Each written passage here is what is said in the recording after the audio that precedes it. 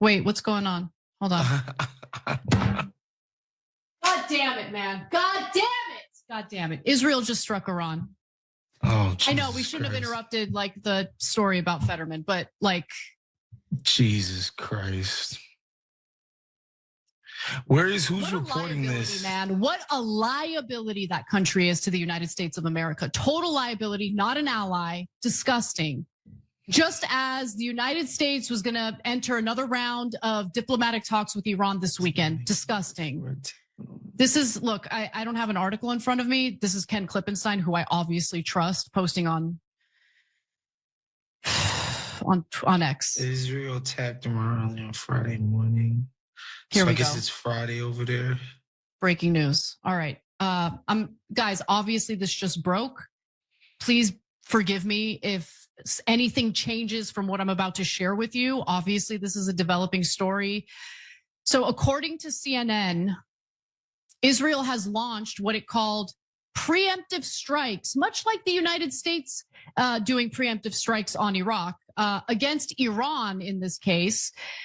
And a state of emergency has been declared in Israel. I hope the Israeli civilians enjoy the fear that they're now living in because of their belligerent government carrying out strikes in Iran. Unbelievable, unbelievable. And this is according to the country's defense minister, Israel Katz, well-known genocider, someone who we should not be considered allies of, but alas, our country is beholden to the great government of Israel. This is his statement, following the state of Israel's preemptive strike against Iran, a missile and drone attack against the state of Israel and its civilian population is expected in the immediate future. Then why did you guys do it? Iranian state media outlet IRNA reported repeated explosions could be heard in Tehran, which is the capital of Iran, of course. Let's go to a live shot of Waz with his adorable cat. Just so I don't lose my mind. Sorry, guys. I'm reading the New York Times in real time here. I think Trump knew they were going to do it today.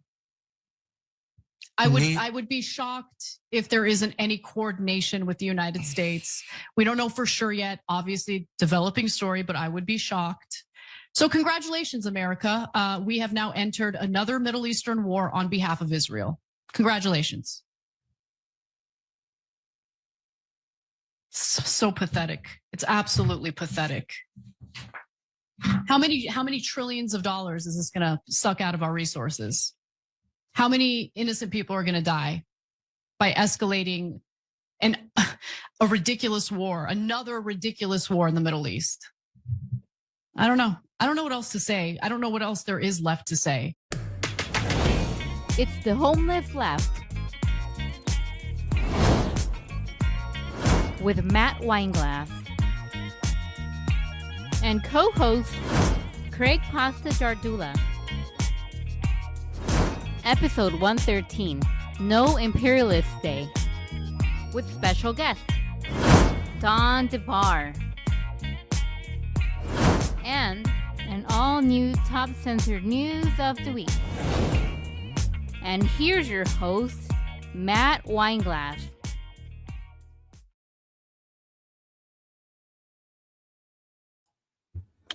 Here we go. Here we go, guys. Here we go. Let's do it. This is I guess we'll call it a special episode of The Homeless Left. Yesterday, we had an issue with StreamYard. We're looking into that still. What happened? Everybody got turned off at the same time. So here we are. The next day, we usually do our shows on Thursdays. Maybe this was, silver lining is that we have this breaking news. We're going to get to this momentarily from last night. Today being Friday the 13th, and we don't, like I said, we don't do shows on Friday generally at all. But so much going on just in the last 24 hours or less. Not to mention, we've been covering the protests and the Psyops and counting down to tomorrow's big, what do they call it? The No King Day national rally. So we already had that on the calendar. We already knew there was the escalation by Israel, the escalation into what we are now looking at might be the beginning of, we've been calling it the whole time, the lead up to World War III. And this might have been the most significant moment yet, which happened last night. We're going to get to that in a moment, but we are still bringing you the show from yesterday we had planned, because everything is important and it's all connected, man. It's all connected, man. All of it, the surveillance state, the pitting everybody against each other, and the fake two-party system, the Israel first policy for both parties, and how we can manufacture consent for war after war after war, again, by creating false flags, creating Psyop situations where people's movements get captured and turned against them. We see it over and over and over. This is why we do this show. But more than that, we do this show because the mainstream media and people that call themselves journalists and get paid the big bucks by their corporate advertisers, by Big Pharma, by military industrial complex, by all of those entities that allow them to live the luxurious lifestyles and then pretend that they're journalists when they're really propagandists, and they protect people in power. And that's the main reason we do this show, The Homeless Left, a non-tribal approach to news, a non-tribal approach to life, how we function day to day, how we function in our relationships. We're not doing therapy sessions for you guys, but we're giving you guys the tools so you can make it through the day and maneuver through all the BS that gets thrown at you every time someone tells you, stay home, put on a mask, don't talk to that person anymore, he's got the wrong sign in his front yard, or just people that are waiting for CNN or Fox or MSNBC to tell them what to think when something big happens. I don't know what to think yet. I don't know what to feel yet. Tell me what my feelings and thoughts are, and I'll be happy to then pretend that I came up with them myself. And then I'll do the thing that you're telling me to do, which is yell at the wrong people, be mad at the wrong people, be afraid of the wrong things, and stay in line and wait for my next instruction. Well, we are here to help you fight back against that. That's what the Homeless Left is about. And we're happy for all you guys have been part of what we've been doing the last 2 years, primarily on Rumble, which has not pulled the plug on us, which is awesome. Still some shadow banning going on, so we appreciate you guys doing the likes and the shares. And we put out our segments. You guys can share those out as well. Anybody that's maybe on the fence about some of the stuff we talk about and they just need that little tip might just be the one topic, the one thing that gets them to go, that's weird. And you can help, you can do your part, share out whatever segment that strikes you a certain way. So that's what we try to cover as much as we can. We're on twice a week, Tuesdays and Thursdays generally. But of course, if something breaks, we try and come in and as quick as we can to get you guys the take that is the most consistent with the principles I just previously stated. The consistent principles of go at something in a non-tribal way. We don't always have all the information right away. In fact, we never have all the information right away. It's impossible to have all the information right away. So it's a process. It's a process to obtain information and figure out the best way to respond to that and have an honest discussion, honest discourse sometimes. Sometimes we disagree. And then we change our minds. We can change our minds if someone brings up a new point, something we didn't think of, or new development, new information is available, and we can then apply that new information and then go accordingly from there. So I think we are in line, guys. I think we're in line with what we need to do, where we're at right now. And again, it's a silver lining that our show did not work out yesterday for whatever reason, whatever the issue with StreamYard or any of that. And we have our worries as far as something more nefarious there and into the future. What does it mean that we're totally dependent on these type of mediums, these type of platforms to have these conversations, to be able to do this at all? And anyone at any time could just pull the plug. We talk about Palantir. We'll get into more Palantir. You guys know the Palantir story. We'll get more into that. But it is, like I said, it's all connected, man. It's all connected. Let's go ahead because we have to get to the breaking news that happened, since the show we were going to do yesterday wasn't going to happen, or we thought it was going to happen. It didn't. Here we are. We got to cover the Israel-Iran situation. It's going in real time right now. So why don't we go ahead?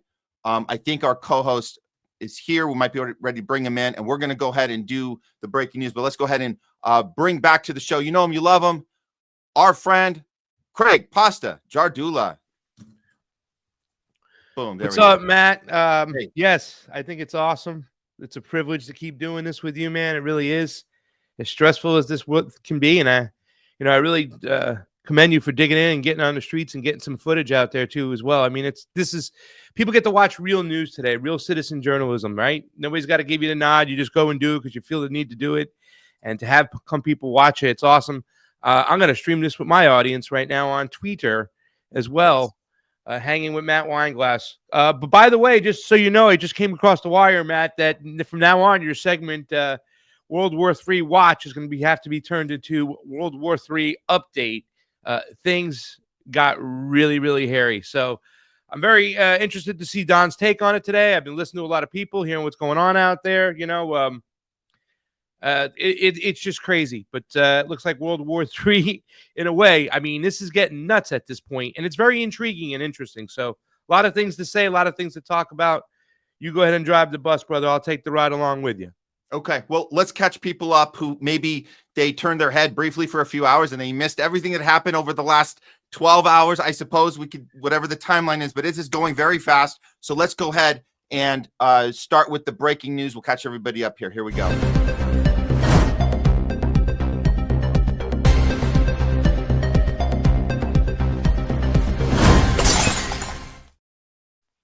We have some breaking news from last night. I'm here with co-host Craig Pasta Jardula, and it looks like in the middle of the night into the morning hours, Friday the 13th, breaking news, Israel strikes Iran.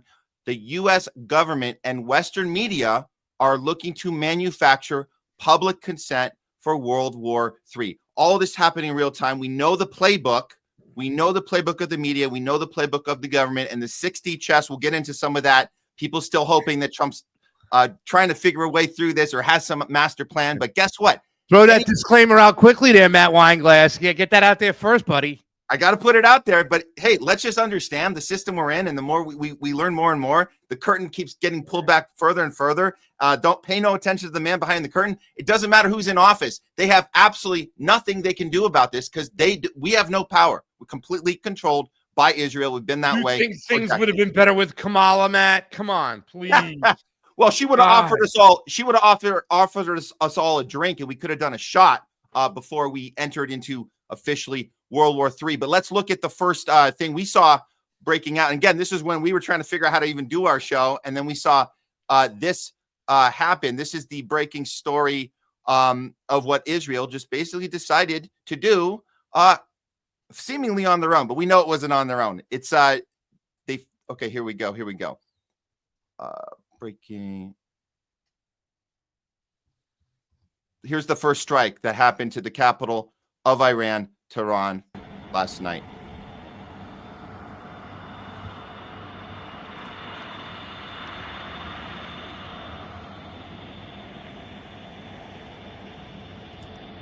And of course, we had some images come in right away, and they're saying the first death. And this is just horrible, but it fits the narrative beautifully of everything. And I say beautifully in a very, very sick and twisted way. Look at the first image, the first thing we get. There you go. Residential buildings being blown up. Of course, we had a kid that was killed right away. I wasn't able to capture that screen grab, but the kid that was killed. These are all innocent people. And of course, we know the game plan from the West is that if anybody in Iran, anybody in Lebanon, anybody in Palestine, anybody in Yemen, it doesn't matter if they get killed and they're innocent civilians. They're not actually innocent civilians. They're actually terrorists, or they are being used as human shields by the terrorists. So that's why we couldn't help it. Or there's some other thing going on that we're going to find out later because the IDF is investigating why those citizens got killed. But again, it's the same story every time. And then this is the more important part. The mainstream putting this garbage out. Somebody had to correct it, but this is real. Before that was put out, it says Israel launches preemptive strikes. That's the key word, preemptive strikes against Iran, which we know completely unprovoked. But they're setting the precedent of how we keep in the Maddie, we got to kill them before they kill us. We got it. Yes, and this is the Bush Cheney mantra from the early 2000s. You're either with us, Matt, or you're with the terrorists. Yeah. Exactly. And then look, Fee put this out that, of course, right away, breaking an Iranian jet took off, and report now that Iran has launched Fatah missiles against Israel. This was almost immediately after the retaliation of Israel's attack. Now, and this is key, Iran has the right to defend itself, right? Well, if you ask any Western media pundit, no, they actually don't, and they are the aggressors. Here is the firing back that was captured, and this is I don't want to say a flex on Iran, but this is just there's a lot bigger attacks to come. This was the initial one coming out almost immediately.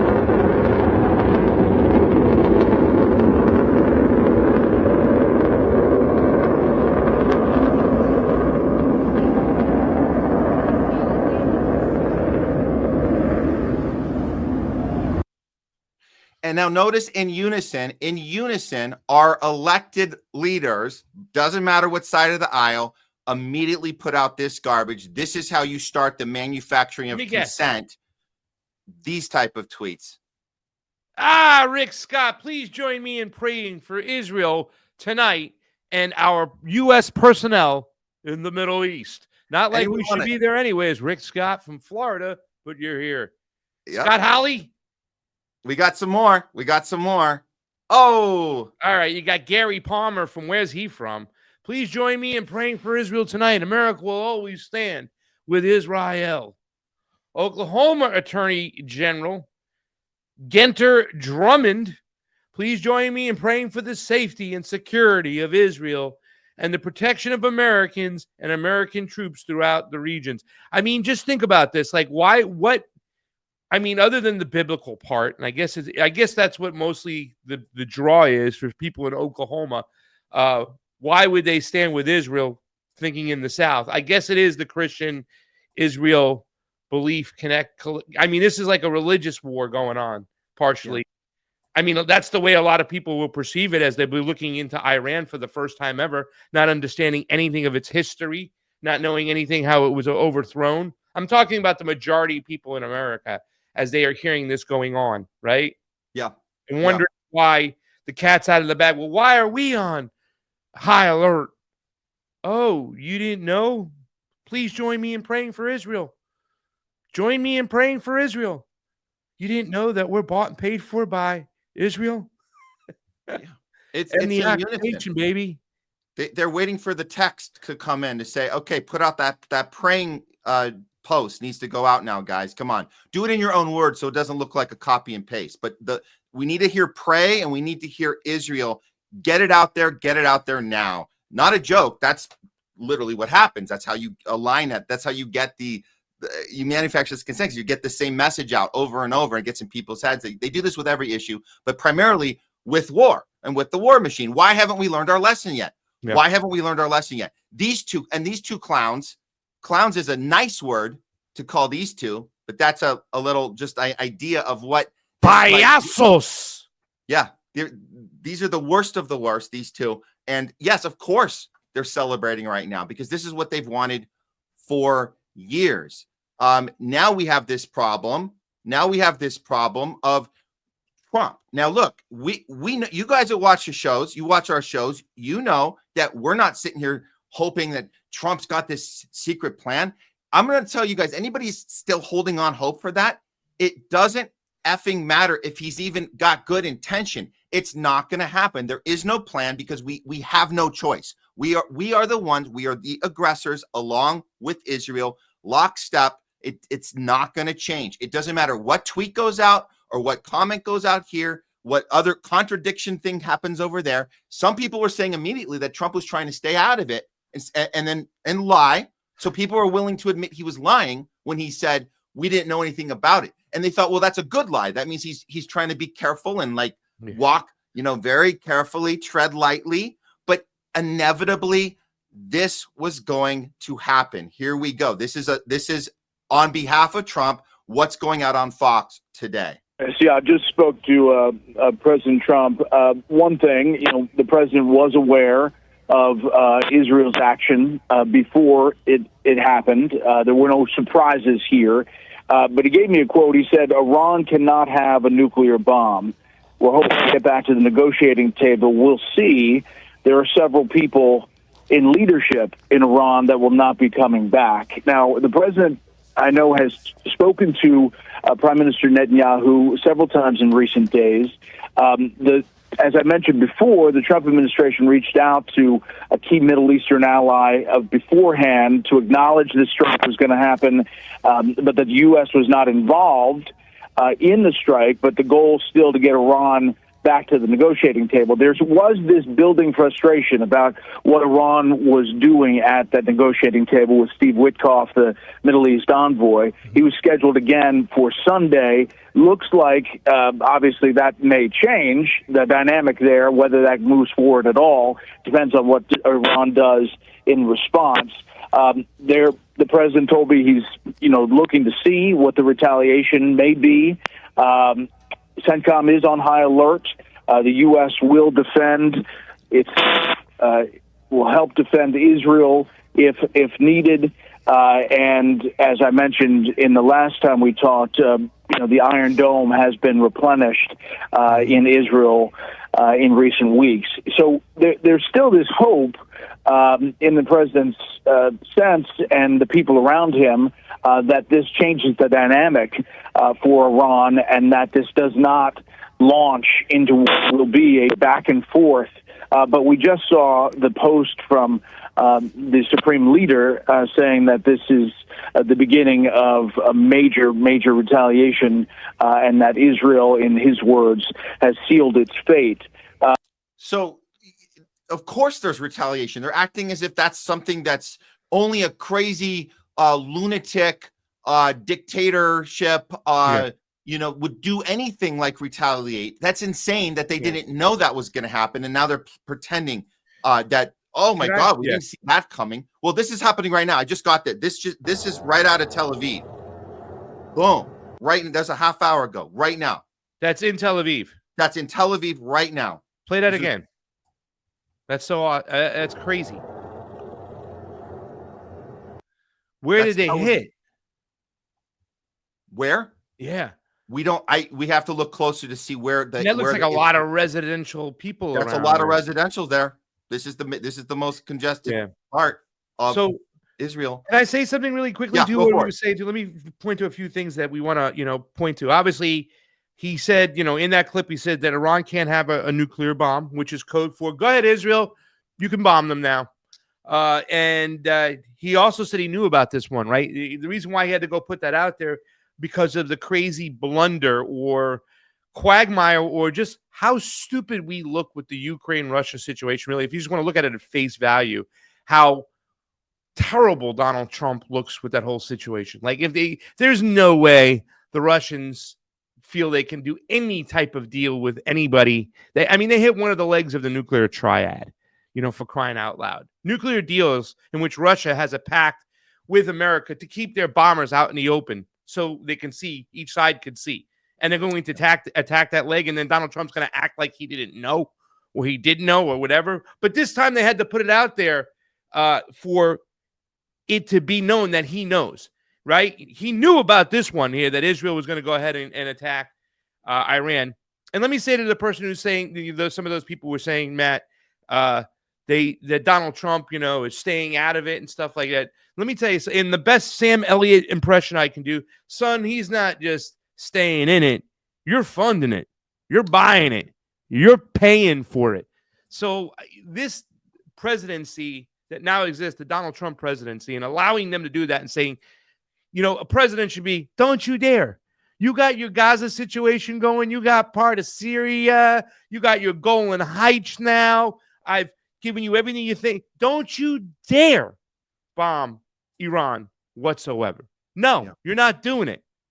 But now, this just shows you this presidency, when people are still trying to say it's the lesser of two evils. No, it's not. I would rather deal with the woke fucking bullshit of the left and their awful, stupid things where they're trying to interject the state controlling your children. Because what do Americans do? Smart Americans do. I'm not playing. I'm pulling my kid out. That's it. At least they can defend themselves. This right here, he's dragged us into one of the worst situations. I mean, when people talk about World War III, and some of these other people want to go living under these bunkers, Matt, they're playing with fire right now. What's going on? This is crazy right now. Yeah. I mean, this is bonkers, and it's really intriguing in some ways because this isn't the Iran that was overturned in 1953 when the CIA in their first coup operation, when they formed their boys club called the CIA, was to take out Mossadegh. They let it happen. They had the Shah there for many years. There was a revolution. But now Iran, they got guns. Yeah. Right, and I just in the small sense of they got guns over there, right? And it's this is crazy. Donald Trump presidency meant to be, handed off, disaster. The ruling class is playing you. There's no such thing as the lesser of two evils. They are taking us into a Malthusiast, techno-feudist, fucking techno-feudalist society. It's ridiculous, and y'all are walking right in and supporting it. But Donald Trump. No, guys, you have your blinders on. If you're like Trump taking on the deep state stuff, you're still on that. You've missed the full picture of 7 wars in 5 years. We are the most stubborn empire of all time, but I think that's the idea: is empires are stubborn. They go out kicking and screaming. That's the way it works. This is our kicking and screaming, but we will not give up that 7th war. That is Iran. We've been waiting to do that. Netanyahu, we've been trying to get this last one done for years. It's the hardest one. And like you said, Craig, it's the one with the most power, the most to fight back with. But make no mistake, this was the last one on that list. Wesley Clark warned us about this. The 7 wars in 5 years. It didn't happen in 5 years, but here we are. And they're not going to rest till this one's done. And here we're in the middle of it right now. And this, as far as pretending that Iran wasn't going to retaliate, is nuts. This is I know some of this is tongue in cheek, but are these incoming? This from 1984. Are these incoming missile strikes or a map of Israel's pedophiles? I can never tell. So a little tongue in cheek in the middle of the chaos. I thought that was a fun one. Actually, that's really fire there. That's good. That's a good one. Yeah, that's a good one. Yeah, that's a good one. 1984. The official 1984. Yeah. So that's our breaking news. We'll obviously keep up on this story as we go. But with Don DeBar coming in, we'll have a more inside take. So we'll get back to the story in a little bit. Before that happens, man, I think we should get into some of the censored news that maybe people skipped over this week. Do you want to do it right now? Do you want to take Let's take a breath. Do whatever you want to do. Let's take a little crack at something. Come on. Let's take a crack at something. Okay. I'm gonna set this up right now. Yeah, we did have. It is the eve of June 14th. No King's Day, my brother. It is. Sponsored by Walmart. Remember, if you come on in on No King's Day, you get 20% off. Oh man. Okay, it's let me set this up. Soros in the street. I mean, there's a lot of shit going on. Oh, by the way, before we get into top censored here, I want to say, I don't know if you might have missed it, but I revealed to my audience that you actually won the bet about Greta I didn't Thunberg. see that. Why would you do that without me? Because I thought you noticed that when she came back and that clip of her interview saying we were treated so horribly, and I was thinking, the first thing I was thinking was, why are you not saying this is a scam? We were set up, and it was she said everything perfectly that'll keep everybody in their camps and not change a single new mind. And I talked to Kit Cabello on his show about that as well. And I said, hey, he said it's about shining light on it. I go, give me one person that changed their mind after this stunt. Nobody. Everybody got more angry. So it didn't actually do anything. And by the way, the Gazans never got their aid anyways. So if you look at it that way, get close, and it was like all picked up. It was just like one of those things. It's like, like I said, they've done that before. The flotilla for real. So now this time it's easy. Now it's like, okay, now we just pick them up over here, and then we put her in the worst seat on the plane going back from Israel. Did you see that? They put her in the seat right by the bathroom door, and I mean, they let her take a commercial flight. If this is not a fucking stunt, Israel was not threatened, was not fearful of Greta Thornburn, whatever, Greta Psyop, Greta narrative management. They weren't fearful of her flotilla, Matt. So it's true. It's true. Look, I know a lot of people got upset. In fact, I think a lot of Kit's audience got really upset with me. They were really upset because here it is. It's all about the. It's all about the issue. It's all about the message. It's never about the person. Yeah. In fact, if a certain person clings onto it, you got to say, "Nah, get the fuck out of here." Somebody else. Yeah. Greta's that person. Greta should never ever be trusted again. She's not a leader. She's not nothing. She's not inspiral. She's an actress in the real world. Good for her. Yeah. Okay. I think we got it. It's time to do some. What did I win? Yeah. Let's do I some won, top but what 10. did I win? How much? What did you win? I think you.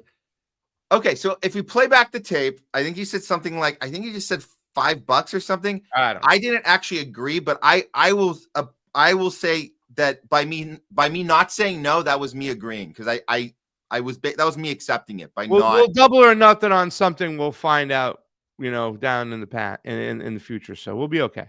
Or we could just change the $5 to a beer, and I got the next round when we get back together, man. I could do it that way. Yeah. Or whatever. Either way, the next bet or whatever. We'll figure it out. The next red glass of red wine. I don't know. Whatever. But I will say this: you were right, but I still hold my ground on.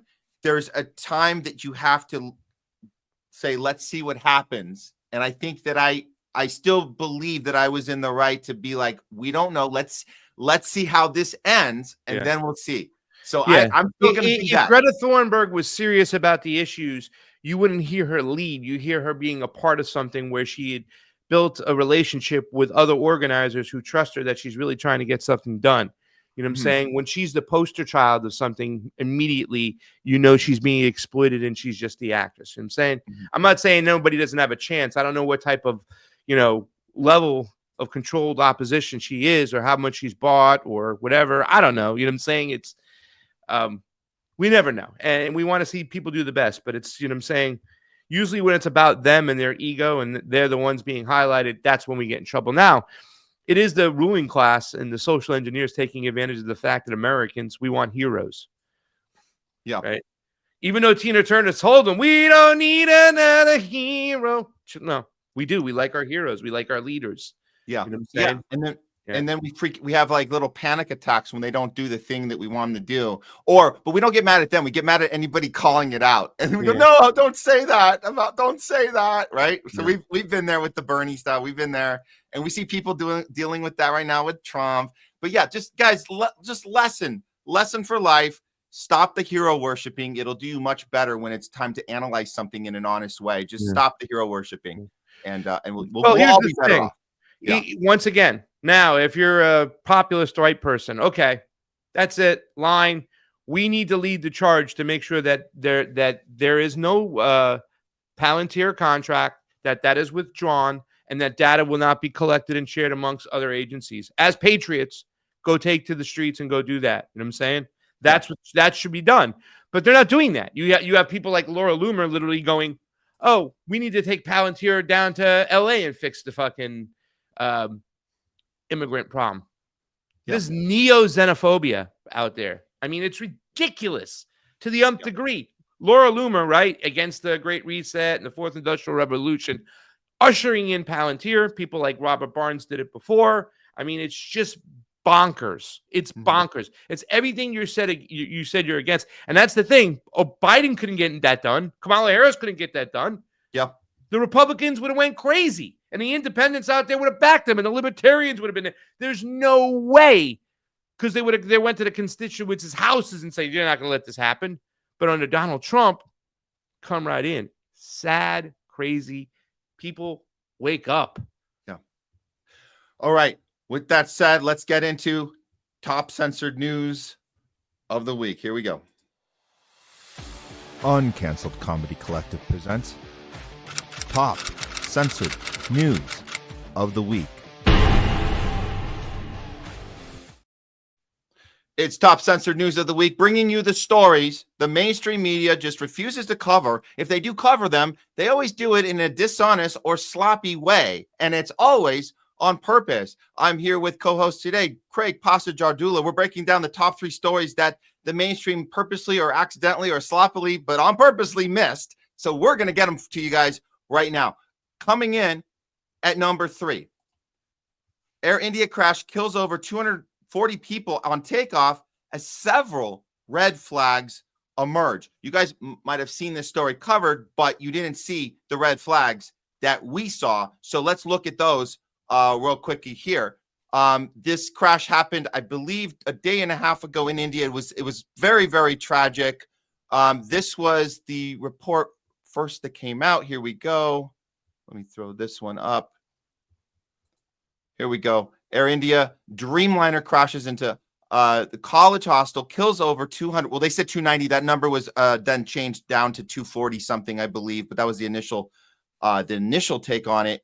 And we have then we found the survivor that was reported, only survivor of the plane is a British national from flight 171. He recalled after 30 seconds after takeoff, a loud noise followed and the plane crashed. It was a sudden event. When I woke up, I found bodies all around me. Here he is in the hospital. There's his ticket. It's pretty insane. This is like a movie playing out. If you guys remember that movie Hero, Dustin Hoffman, lone survivor of a plane crash. It's very surreal when this happens. But this is the guy. This is him taking a little walk. This is the guy literally walking out. Yeah, he's literally rolling away from it. It's pretty remarkable. So all of that was covered, and then we move on. Just another accident, another oopsie. Everybody tried hard, I guess, and that would be the end of it. However, there's a few things more to consider here. Let's do this first. I want to show the crash from this is the clip. This is the actual from CCTV caught this crash in real time from the takeoff. This was during takeoff. Here we go. So we can see. Actually, so it's going off in the background there.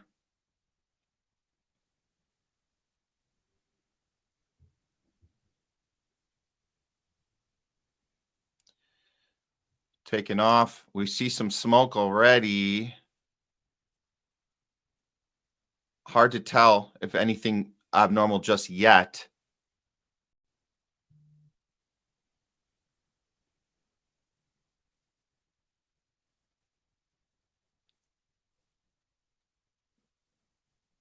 As it goes, it's going down.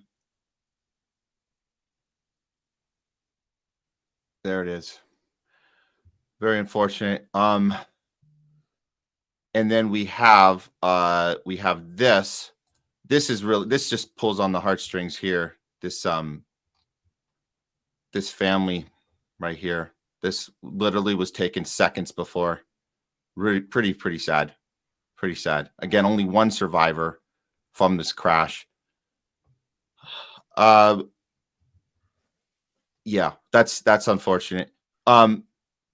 Here's one more angle, and then I think this one is where it kind of gets weird for us. Check this out.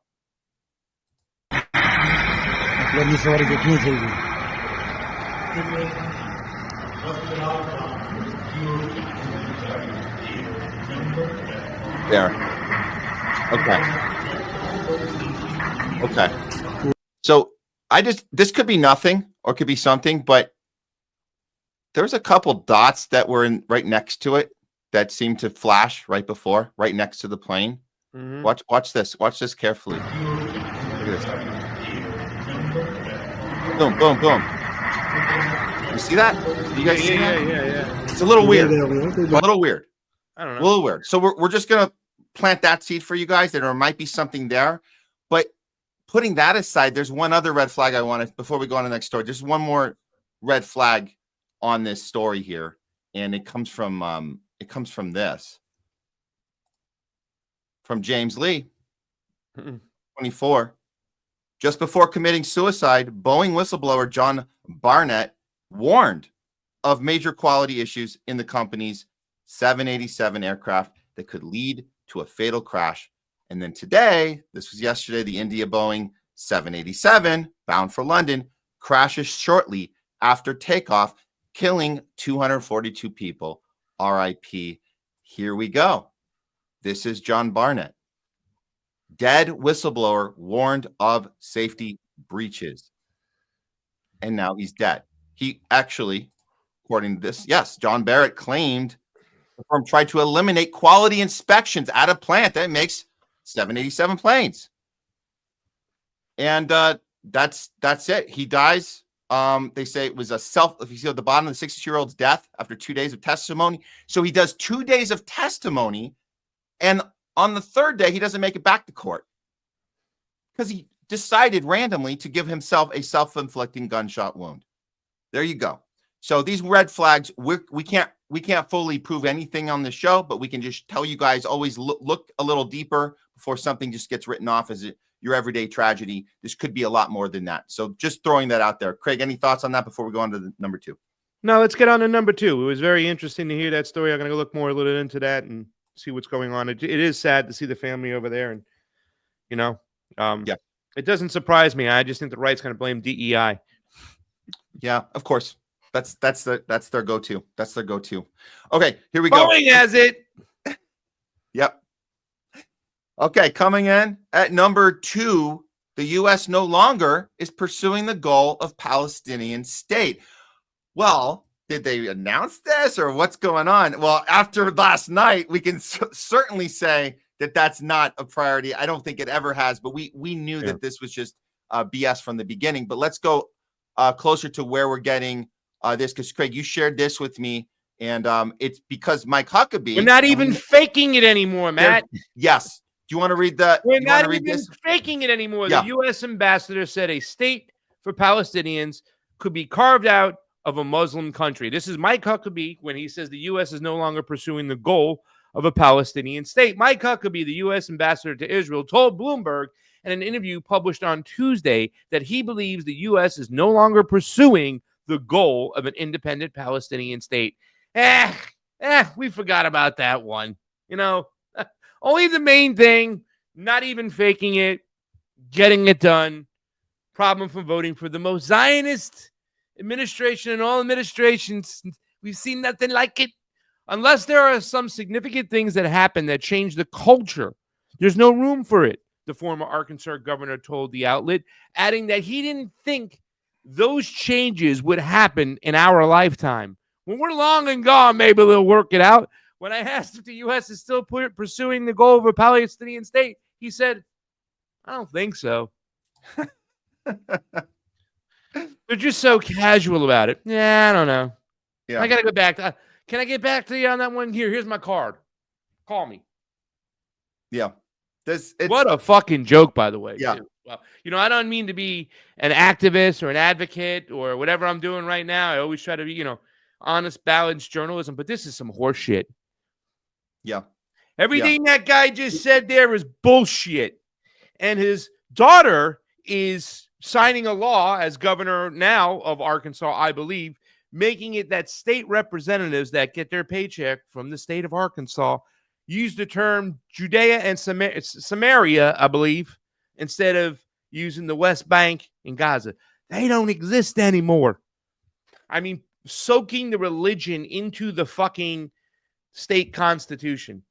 It's disgusting. And the bottom line, as a Christian Zionist, Huckabee believes that God gave historic Palestine to the modern state of Israel. Well, since you believe it, I guess it's true. And we won't challenge you on that because you're not supposed to challenge people on their beliefs. So go for it. Bring that all into your policy and your maneuvering and manipulating of the people who think that Trump has some other plan, that he cares about Palestinians more than the Democrats do. Guess what, guys? Spoiler alert, neither of them care about the Palestinians, but these guys are just, like Craig said, this guy, they're just a little more obviously shouting out loud about it. That's all. In That's all Arkansas, it is definitely Judea and Samaria, not Judea and Samaria. Sorry, guys. Get it right. Get it right. Get it right. It sounds even worse when you say it like that. Okay, well, that's it. No Not shock Samaria, here. it's Yeah. Samaria. Yeah. It's biblical. No shock here. Get it right. Get it right. Praise Get it you. right. I Yeah. mean, this is just like, and that's the thing. Once again, I mean, everybody's cool with this, right? Everything's okay. Yeah, all right. This is the libertarians. This is the party you supported right here. These right wingers, right? Okay. Like you didn't see it coming. Yeah. Okay. Here we go. Coming in. Coming in at number one for the top censored news of the week. ICE and Palantir's connection at the hip revealed to have been in place long before Trump's second term even began. What's this? So it's not really speculation. It's a real deal. And this goes to show you that we're dealing with something that goes well beyond what Trump has planned. It's something that's greater than anything he wants or doesn't want. This was always in motion. This is from biometricupdate.com. ICE advances sole source deal with Palantir for new surveillance backbone.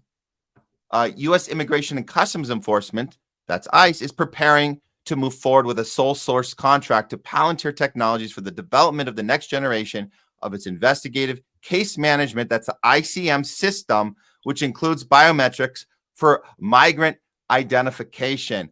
Oh, what could possibly go wrong in this? That's insane. Okay. It's essential to ICE, where it serves as the primary software environment for managing case files, exchanging intelligence, tracking investigative data across multiple agencies, and tracking people. It is intertwined with ICE's controversial immigration life cycle operating system, which was also developed by Palantir, much to the consternation of privacy and civil rights advocates.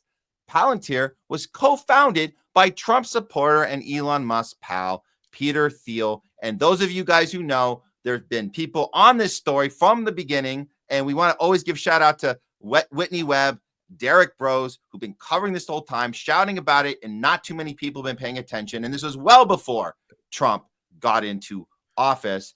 Just another page here on it was designed to serve as the backbone. Investigative operations allows agents and analysts to create, track, and manage criminal investigations across a broad range of activities, including human trafficking, transnational crime, cybercrime, narcotics, financial offenses, and immigration violations. Again, so this is about putting everything in one database, giving all the control to a private company, which then will facilitate and coordinate and be in charge at the top of the food chain with the other government agencies, these three-letter agencies running at the behest of this super duper supercomputer company, Dr. Evil company, Palantir. And it goes on from here, but I want to skip to the end. This part's important. This move follows several years of procurement planning and vendor evaluation, including an industry day held in June of 2023 and a formal request of information in July of 2024. More than 50 responses were received. Multiple commercial off-the-shelf technology demonstrations were conducted. So we're showing you guys that this was being planned every step of the way. And the goal, the next goal at the bottom, you see ICM. They have a critical goal of September of 2026 to get everything in place. And that's the Palantir deadline for their high performance, high security standard they're trying to get. So they are fast tracking many years of work and development to get to this goal. And here we are now. The critics obviously say that this is entrenching on the private sector, the public surveillance infrastructure, of course. And why we aren't talking about this, why the protesters in the streets right now don't even know about this is insane, because this is, if you want to protest something, it really is this. Nonetheless, the bottom, ICE maintains that its partnership with Palantir has proven effective and reliable. The agency believes that Palantir's comprehensive approach, combining secure data analysis, real-time investigative tools, and a track record of performance within DHS makes it the best and only choice to meet the mission-critical demands of the next generation ICM system. Can we say something real quick? We're Like, screwed. here's the thing that we talked about the fact that the people in the streets right now, right? They don't even know that this is going to happen on. This is something worthy of protesting. But let me say something, and you can say I'm wrong, you can say I'm right, or we don't know. We can figure this out. Is that the people in the street are okay with that? They're okay with it as long as their guy is behind the scenes doing it. The Democrat, not the Republican. Yeah, that's true. To them, it's the same mentality from the right. Hey, the screw ups are screw ups, but we'd rather have our guy in place because at least we'll get something. We'll have some representation. The left feels the same way, and they fall into that ping pong two-party divide. Yeah. Well, this is important because the people championing Trump, like, this is a good thing because he's in charge. Is a good thing that he's going to control it in an accurate way. Well, look at these. You mentioned Laura Loomer in the earlier segment. I mean, this is insane that you're already having these deliberate. You have it. Cool. There it is. These are the deliberate. Yeah, the deliberate talking points coming right out of that machine, the right-wing populist machine. I'm going to say populist because it's not. This is all controlled to try and merge that what we're seeing in the streets right now means that they need to be punished. It's out of control. It's time to deploy Palantir to LA to deal with the illegals. You know you'd love to see it. You're lying if you say you wouldn't. So she's not only saying we have to solve this with AI and surveillance state, she's saying we're going to get off watching it happen to people that are less than us with no clue of the ramifications. Even if you are a racist piece of crap that doesn't care about undocumented workers, this happening to them, the fact that you aren't even self-aware enough to know that this is for everyone, you idiot, this is for everyone. Everyone. It's not selective. War on terror is not for them over there and not for us. It's for everyone, regardless of what you think about illegals. It's for everyone. That's the part a lot of these righties are missing right now. But this is happening so fast, Craig. Like, to say this now, bring on Palantir. That's the scary part. It looks like, I don't know. You would think that Donald Trump would lose support of his, following, his base. But, I guess nobody's really made the move. It almost seems like he's blitzkrieging everything into play right now. It was always about Palantir. It was always about the security surveillance state. And, that's what they're supposed to be against. And they're going to go they're all getting their new IDs, their real IDs. You know what I'm saying? That track and trace systems come into play. Yeah. And, with Donald Trump, he's more efficient at getting it done. Because like we said, if it was Kamala trying to do some of these things, forget about it. And that I just want people to realize that, we're getting played across the board. So, yeah. And if you guys missed who the head of Palantir, we talk about Peter Thiel. I don't know if you guys missed Alex Karp. Here's a little tiny best stuff, just so you guys understand who's in charge. Yeah, how Dr. Evil. I'm not over exaggerating this. This guy is literally a narcissistic, sociopathic, Zionist psychopath. I'm telling you guys, watch this tiny little clip of him saying the worst of the worst. Effective way for social change is humiliate your enemy and make them poorer. I don't think in win-lose. I think in domination. I love the idea of getting a drone and having light fentanyl-laced urine spraying on analysts who tried to screw us. Did you catch that last one? How to punish analysts who try to screw us? Who's he talking about there? People that have been calling out Zionism, calling out genocide, wow. So to be attacked, physically attacked, not just shut down in your bank accounts and turning off our socials, turning off everything. You're talking about physically attacking people that disagree with you.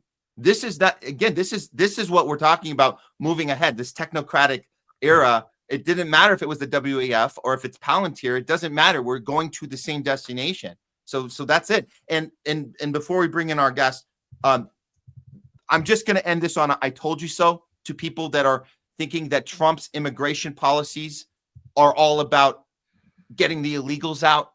They're not. They aren't. He said this, and this isn't Trump backing off because he's being defeated. It's Trump backing off because it was never about immigration. He only used it as a tool, a means to get to where we're going. Watch this. I don't know if people missed this part. He said this yesterday. Hurt badly by, they have very good workers. They've worked for him for 20 years. They They're not citizens, but they've turned out to be, great. And we're going to have to do something about that. We can't take farmers and take all their people and send them back because they don't have maybe what they're supposed to have, maybe not.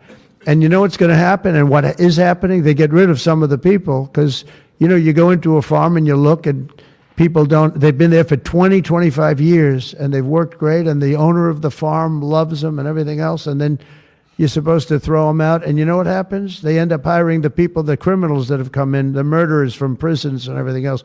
So we're going to have an order on that pretty soon, I think. We can't do that to our farmers and leisure too, hotels. We're going to have to use a lot of common sense on that. Wow. Snuck in the hotel. In the hotel. Oh, like it's the same thing. And hotels too. No, hotels you could probably hire, a little bit more Americans. But, just sneaking in because that's what he has, a lot of hotels. But that's the point, is that it was about making a statement. The crazy ass raids that happened here in LA, get everybody scared. Those were real. I'm not saying those weren't real. There were people ripped out from graduations from elementary schools. This happened right here. This is what got people in the street, rightfully so. But know this, it's bigger than that. It was never about the immigration. You can't take away from all the corporations. They're all going to lose their bottom lines. If you you have to stop it at some point. So it's being pulled back, and now we have tomorrow's June 14th, where we can then So but we're going to talk about all that really as quickly. It unfolds, but, share my video there really quickly because as you were playing that Alex Karp, it reminded me of this Family Guy. A little quick 12 seconds over here, and this is how the ruling class looks at us when you get Bill Gates and I can't remember who's up there with him. But go ahead and watch. Oh, I got to play it. Yeah, you got to press it. Here you go. Man, the people look like ants from up here. They are ants, Michael. They are ants. And I think that should do it for Top Censored News of the week. Jesus, man. Okay. I should be saying that while there's a biblical war taking place. Forgive me. I know. Well, we have to be again, like, and it ain't biblical. They're just spinning it to use the Bible. I mean, it's just disgusting. It's it's this small percentage of people that run this earth just playing with our lives. They don't care that we're ants to them. Really, it's disgusting what they're doing. This is nuts. What's going on? Yeah. All right. Well, on that note, we're gonna go ahead and bring in our guest correspondent, regular on the show. You guys know him, you love him. Today, out of all days, we're gonna appreciate some very thoughtful commentary and some analysis on the things that have been going on over this last week here. As society crumbles, he's still on the ground doing the work, doing the stuff the mainstream media won't do. Thank you so much, Don, for being here. Don DeBar, welcome back to the show. Hey, what's up, guys? How you doing? What's going on, Goomba? Hey, man, how much weight did you lose? 40. No kidding. 40. I see it like on TV, even, so it's pretty damn good, man. Well, I was told I got a good face for radio, so I figured I'd lean into it. It looks good on you, though. So, well, let's yuck it up. I mean, let's yuck it up, and like if you see what we try to keep when possible, little tongue in cheek, just so we're not getting to suicidal places ourselves. Like this is some horrible stuff going on. So I'm just going to intro this, and you take it from here, Don. We're going to have a conversation about what's going on in the Israel-Iran war escalation. So I'm going to throw this up just for fun. We're going to call this World War III Watch. Here we go.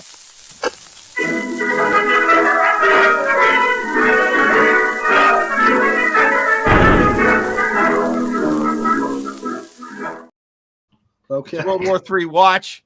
Let's just face it, it's already started. Now more than ever, it seems that we're in the starting point of it. We're here, co-host Craig Pasta Jardula. We have guest correspondent Don DeBar with us, breaking down what's been transpiring over the last less than 24 hours with Iran getting attacked, getting striked on by Israel, and how we are responding to this, how the mainstream's responding to this, Trump's maneuvering, and how the media seems like they're going to be manufacturing right now in real time public consent for World War III. I'll pass it to you, Don. What's your initial takes on what's been transpiring here?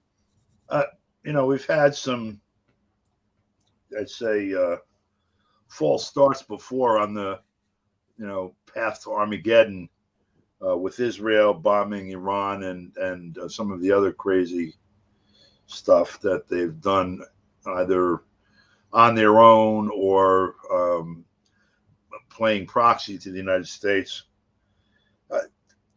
Just yesterday, a lot of the analysts and people that, that we all know that were saying this wouldn't happen. It was bluster and, whatever.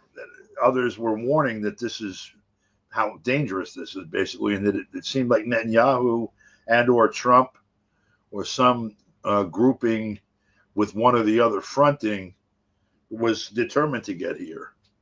And, we woke up in the middle of the night. That's when I found out that, that Netanyahu had bombed Tehran and elsewhere in Iran, tried to decapitate the military, somewhat successfully. I don't know what the command structure was like, but there were several key officers that were taken out, apparently.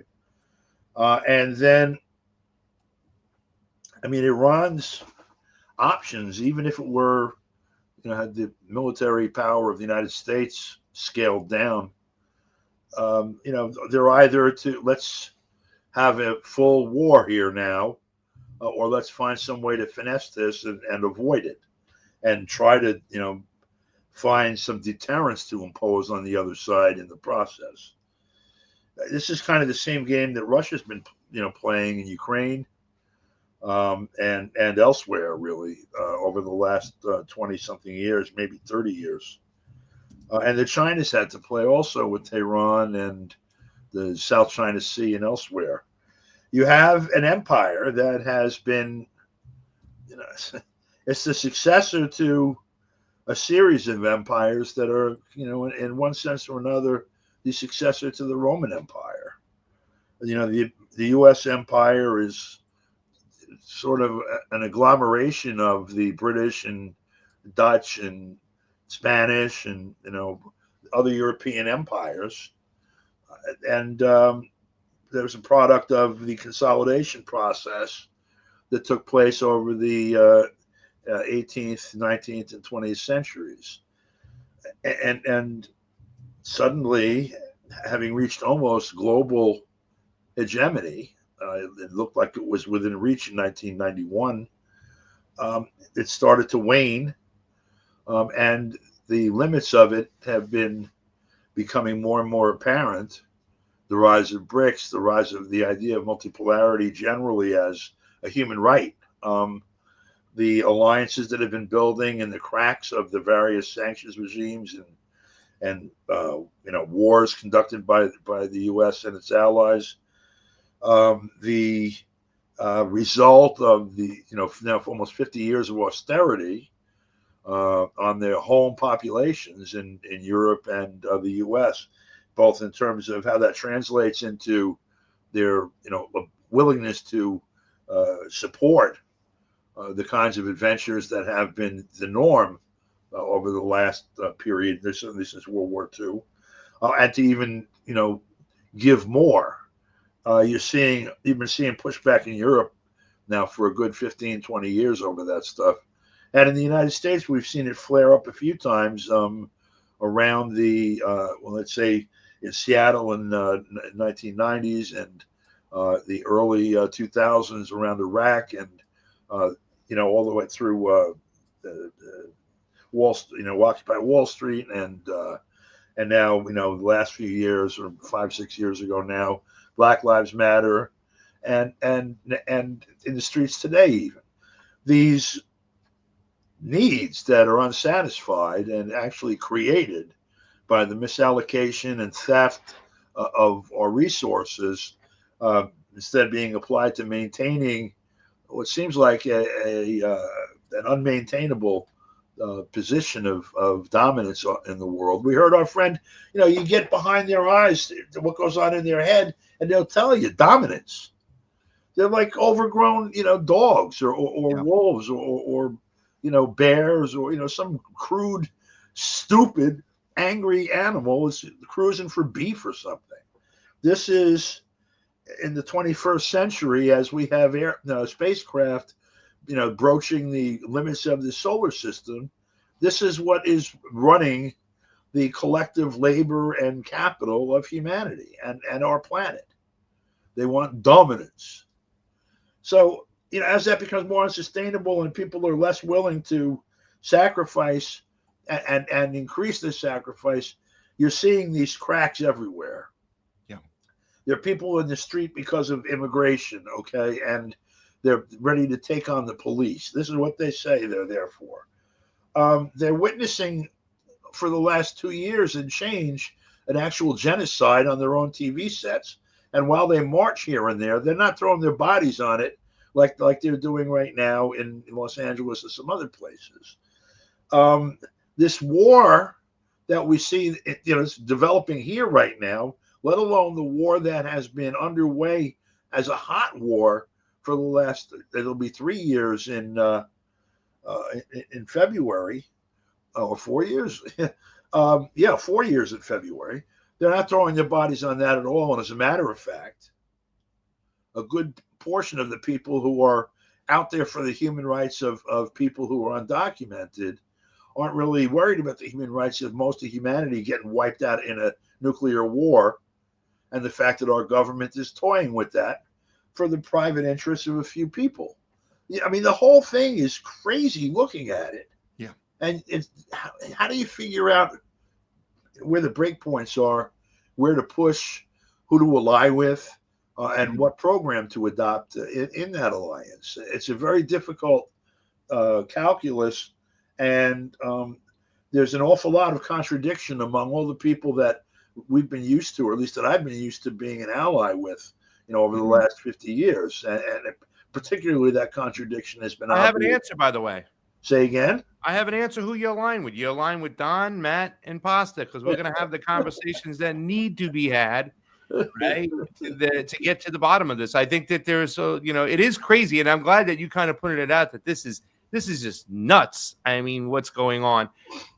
However, I would say that, a lot of these kids that are out there in LA, and I haven't got a chance to get out there, but, I noticed some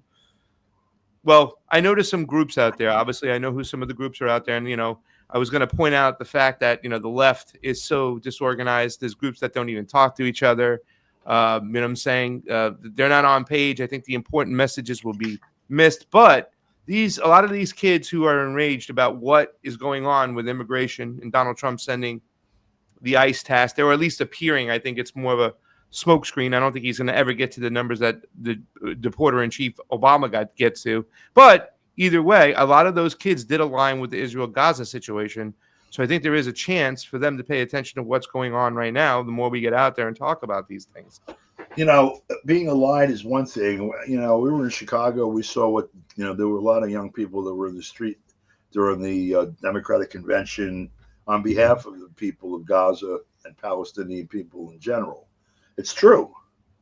Look at the fury right now and compare that to the mood of the people then. Also, more importantly, look at the amount of energy. Look at the activists, quote unquote, that are at the periphery of the Democratic Party who are also deeply embedded in all of these other movements around the issue of this friggin' parade in Washington, D.C. That much more oxygen is being given to, Trump is trying to have a Hitlerite birthday party for himself in Washington, D.C. that's going to make the streets collapse and bankrupt, the nearest 12 municipalities.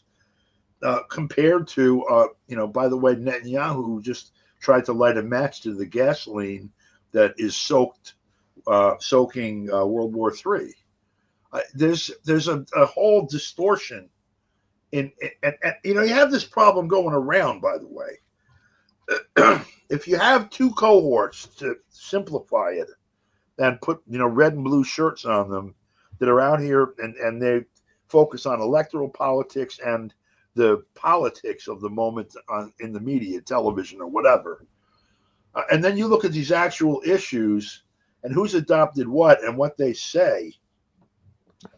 You can almost see like the ghost of these two cohorts operating inside those things.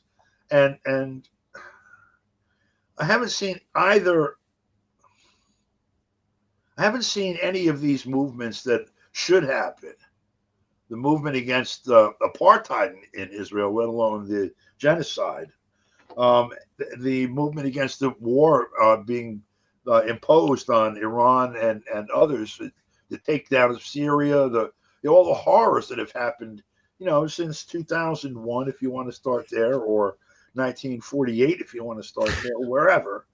You don't see that kind of energy applied to that you see, like, for example, with respect to the stupid parade, or with respect to ICE and deportations. And so, well, the social engineers, they know exactly which I know that part, right? I know that part. I'm talking about this part. When you go into the leadership and talk to the people in the movements, quote unquote, today, okay, and raise that point, you'll find that one of the reasons is that they identify with that set of arguments more than that set of arguments, when both sets of arguments are intended for the other audience and not to solve the problem, which tells you they don't really understand what the fuck they're looking at. Yeah. And that's the problem for me that I see. Well, I was going to also say racism is a big driver for young kids to get them out of there. They got out in the streets during George Floyd because of what was racism, right? And now here it is again. It's, xenophobia, racism again. They're deporting the brown man. So, I mean, there is something like, I don't know, in some situations, very narcissistic why a person wants to take to the streets sometimes, because they want to prove that they're not one of the bad ones that are racist like their fathers and their forefathers. And, Malcolm and Martin Luther King and a whole legion of others teach us that if you're not looking at colonialism and imperialism while you look at racism, then you don't know what the fuck you're looking at. Yeah. No, and that's got to be focused more on classism. Yeah. Sorry, go ahead. Yeah. No, that's exactly the point, Don. That's Martin Luther King saying that. It's not just that was his breaking point. That was his aha moment. I think in his last year of life, his aha moment was that it's all connected, man. But it's worse than it's all connected, man. It's that the source of the problem comes from the military dominance on the planet, and we have to go battle that. And then, of course, when you start to turn your attention there, you get even more pushback. You get more punishment, more making an example of. And then, of course, that means you're onto something, right? The closer you get to the source of the problem, and the more you're getting close, because you're getting more pushback, more consequences. So how do we get the people in the street to understand what they're more about, why they're in the street, beyond that emotion that was given to them when they were told by their tribe, it's time to go, when they don't understand historical context? I think the way we can do that might be to look back at a time where they might have missed it then, but it's easier to see in the rearview mirror rather than in the moment. In the moment, we're very emotional. So going back to the Israel-Iran situation now, we understand that this trick, they are tricking us. We've done this over and over, 6-7 wars in 5 years. We've done this over and over. This is, I would pull this out for people. I would say, look, this was 2002.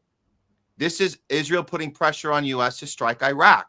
So I think that the people right now can agree, now that was 2002, it's 2025, we can agree that there were no weapons of mass destruction. It's not such a crazy idea to say that they lied us into something. 1 million Iraqis killed for no reason, manufactured this war on terror. You could talk to pretty much anyone that way, and they would have to agree with that. Not too many people would be like, no, we that was the right thing. So they're doing it again. Netanyahu speaking like this you can't tell what year this clip took place in, but this is Netanyahu. I think this is a more recent one, but he does this every single time. Here we go. The Middle East, Iran's axis of terror confronts America, Israel, and our Arab friends.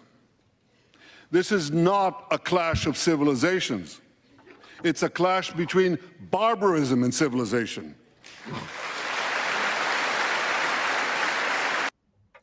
So if we can let people know little by like that they're hitting us against each other, they're manufacturing consent for another war that's not, we're on the wrong side of it, and both parties are doing it, then they can maybe start to second guess when their party says to them, we're fighting, whether it's Bernie or AOC telling you we're fighting the oligarchy, stop Trump, we have to say, wait a minute, we need to fight the whole thing. So I don't know, maybe it's just one conversation at a time, but these two things are happening simultaneously right now, but it's all connected. Like, it's all connected, man. We need to have these conversations. And I don't know if it's too late, because tomorrow is June 14th, and there's so many people who are going to be outside without a clue of what is actually happening, but they are certainly pissed about something. Well, first of all, Netanyahu definitely knows about barbarism. That's the same stuff he was saying today. He's been saying since yesterday and today, the rap about weapons of mass destruction from 2002 and 3, that Iran is 6 minutes from being able to produce at least 9 or 19 nuclear weapons. I forget what number he made up. And that the most dangerous regime in the world cannot be allowed to have the most dangerous weapons in the world. And so we prevented that from happening. That's his rap. That someone appointed him, like they appointed Bush and Obama and a dozen other, I want to say lessers if you could find them, to be the guardians of the planet by bombing the shit out of people, whenever it suited their interests. I don't know what kind of a response Iran can give that doesn't produce an escalation. Even if they were to sit on their hands, that invites an escalation.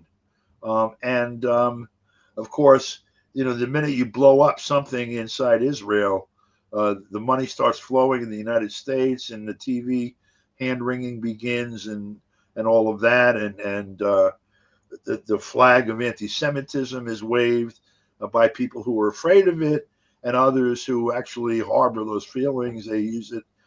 It's another, pair of cohorts at each other's throats that have really little to do with the actual problem at hand, but they are able to stifle a solution of the problem at hand by, putting the focus, just making this the shiny thing. We're really in a very dangerous position, and I'm not seeing a whole lot of responsible players in Washington or anywhere really in Europe outside of Russia, and we need to find some pretty goddamn soon, or there's not going to. We are literally risking extermination. Yeah.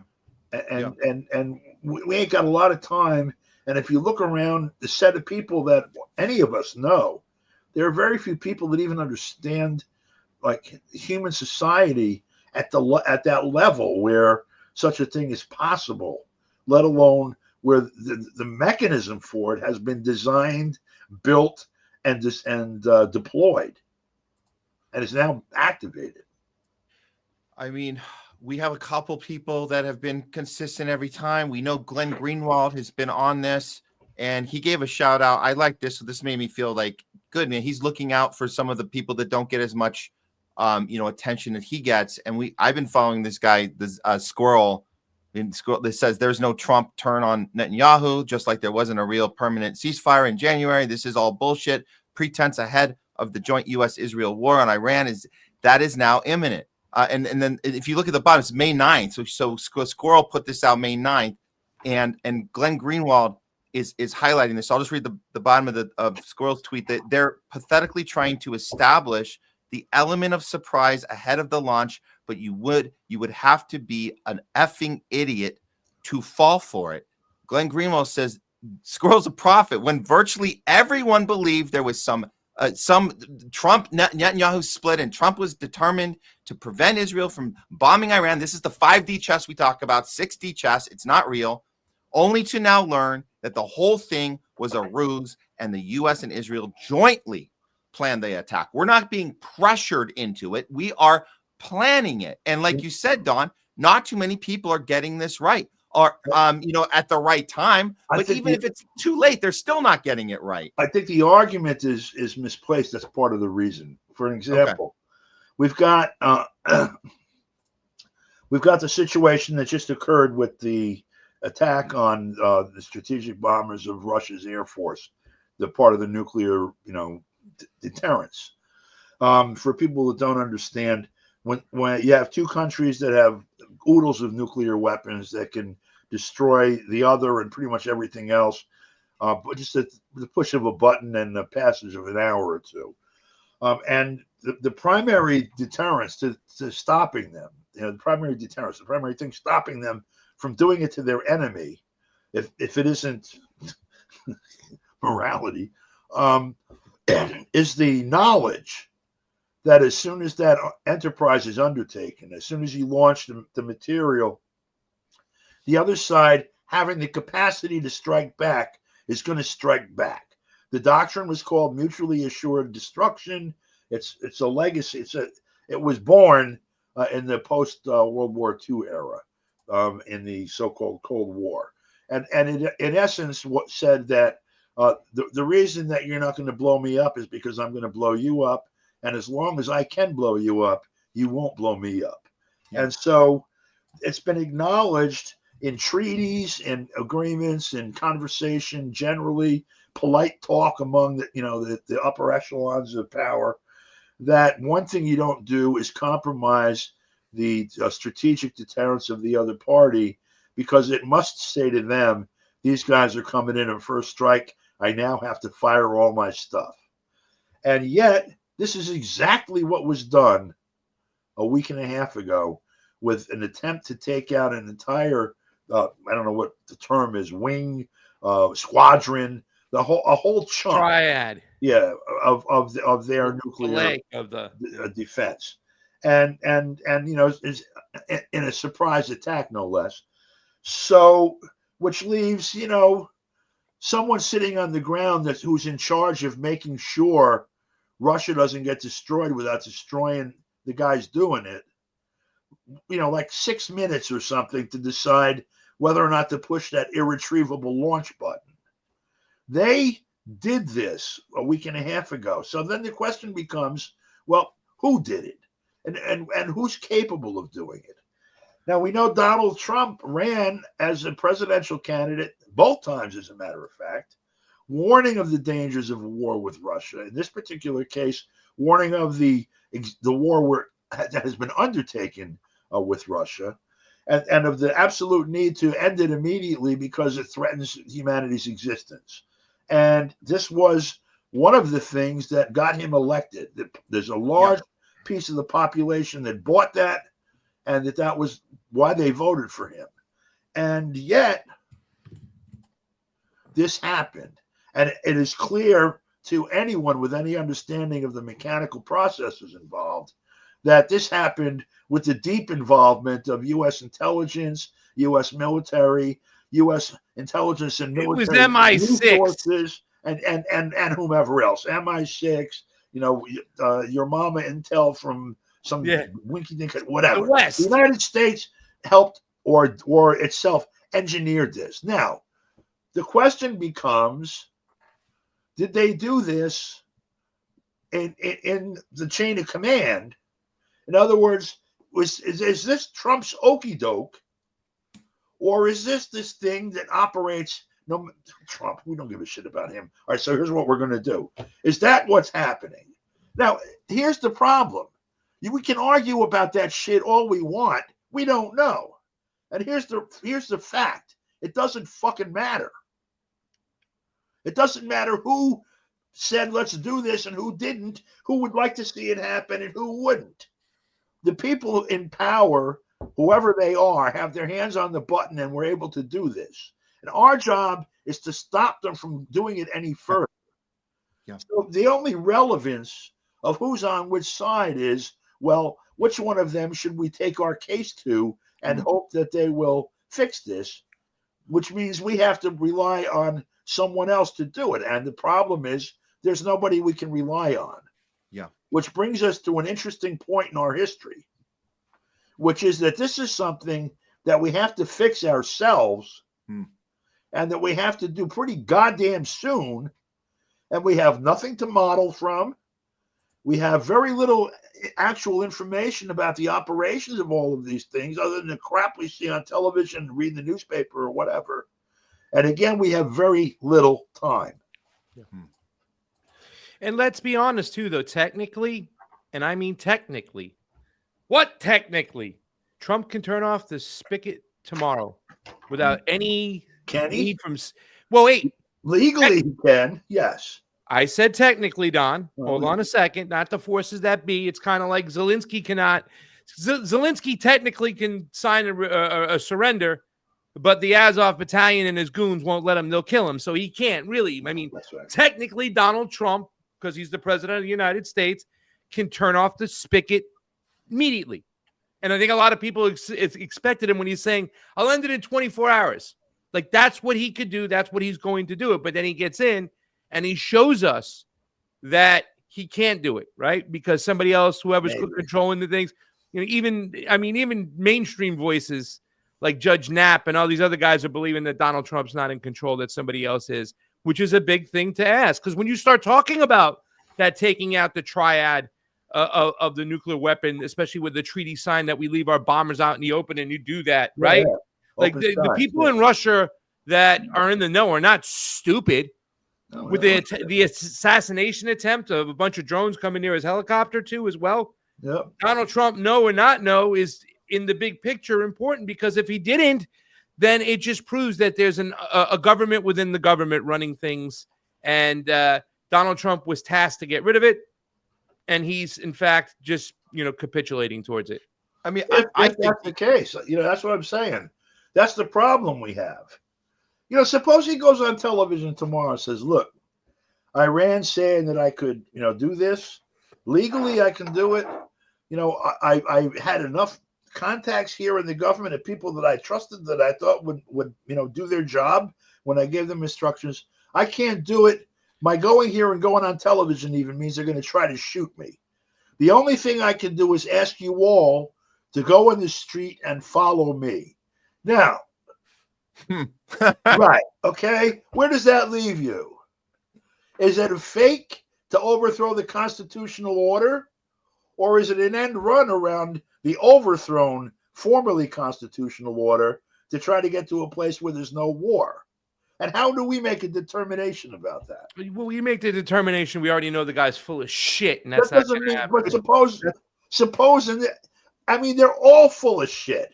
They're all power hungry. They're all sociopaths. And out of the ones being full of shit, he's the only one that said a war with Russia is a bad idea.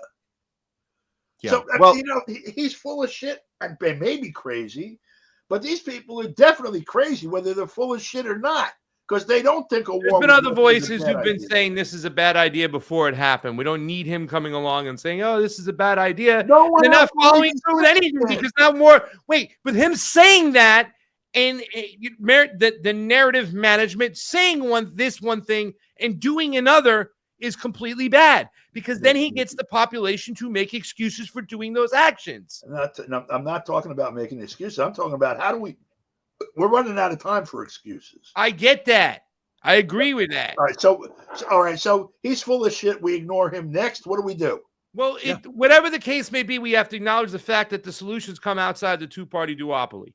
Yeah, okay. Everybody. No matter what, no matter what, it has to happen. It's a form of a revolution, Matt. I'm sorry, go ahead, buddy. No, I'm going to suggest this. If we all agree that the people have to act outside of this system, then in order to be a stronger movement, we have to. And I think this is the theme of today's discussion: is how do we get people aligned? How do you do that?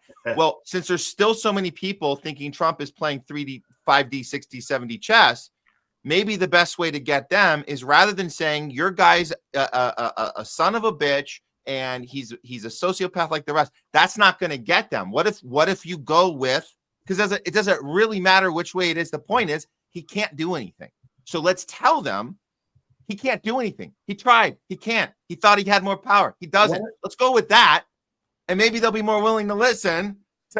The only way we can stop the annihilation of the planet is we have to go up against the entire duopoly, the entire oligarchy together. That Trump, even if he means well, he can't do it.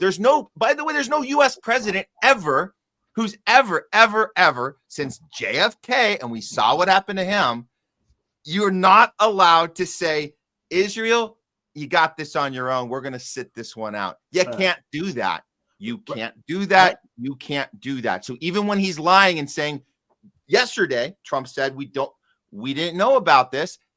He couldn't even do that. He had a backstep, and we played that clip earlier that everyone went on Fox, and even the CNN reporters, Dana Bash is putting stuff out. This is, by the way, I'm going to put this one up. This is damage control, because Trump was not even allowed to say we didn't know. It's not really us, even though we know that he knows it is, but he wasn't even allowed to do that. Dana Bash had to correct it. Hey guys, just so you know, I talked to Trump. So all that stuff you heard about him not knowing or not being part of this, he is. And he told me that the U.S. supports Israel and called the strikes on Iran last night very successful attack. Well, we, of course, support Israel, obviously, and supported it. Obviously. It has to have obviously in there. And support it like nobody's ever supported it. There we go.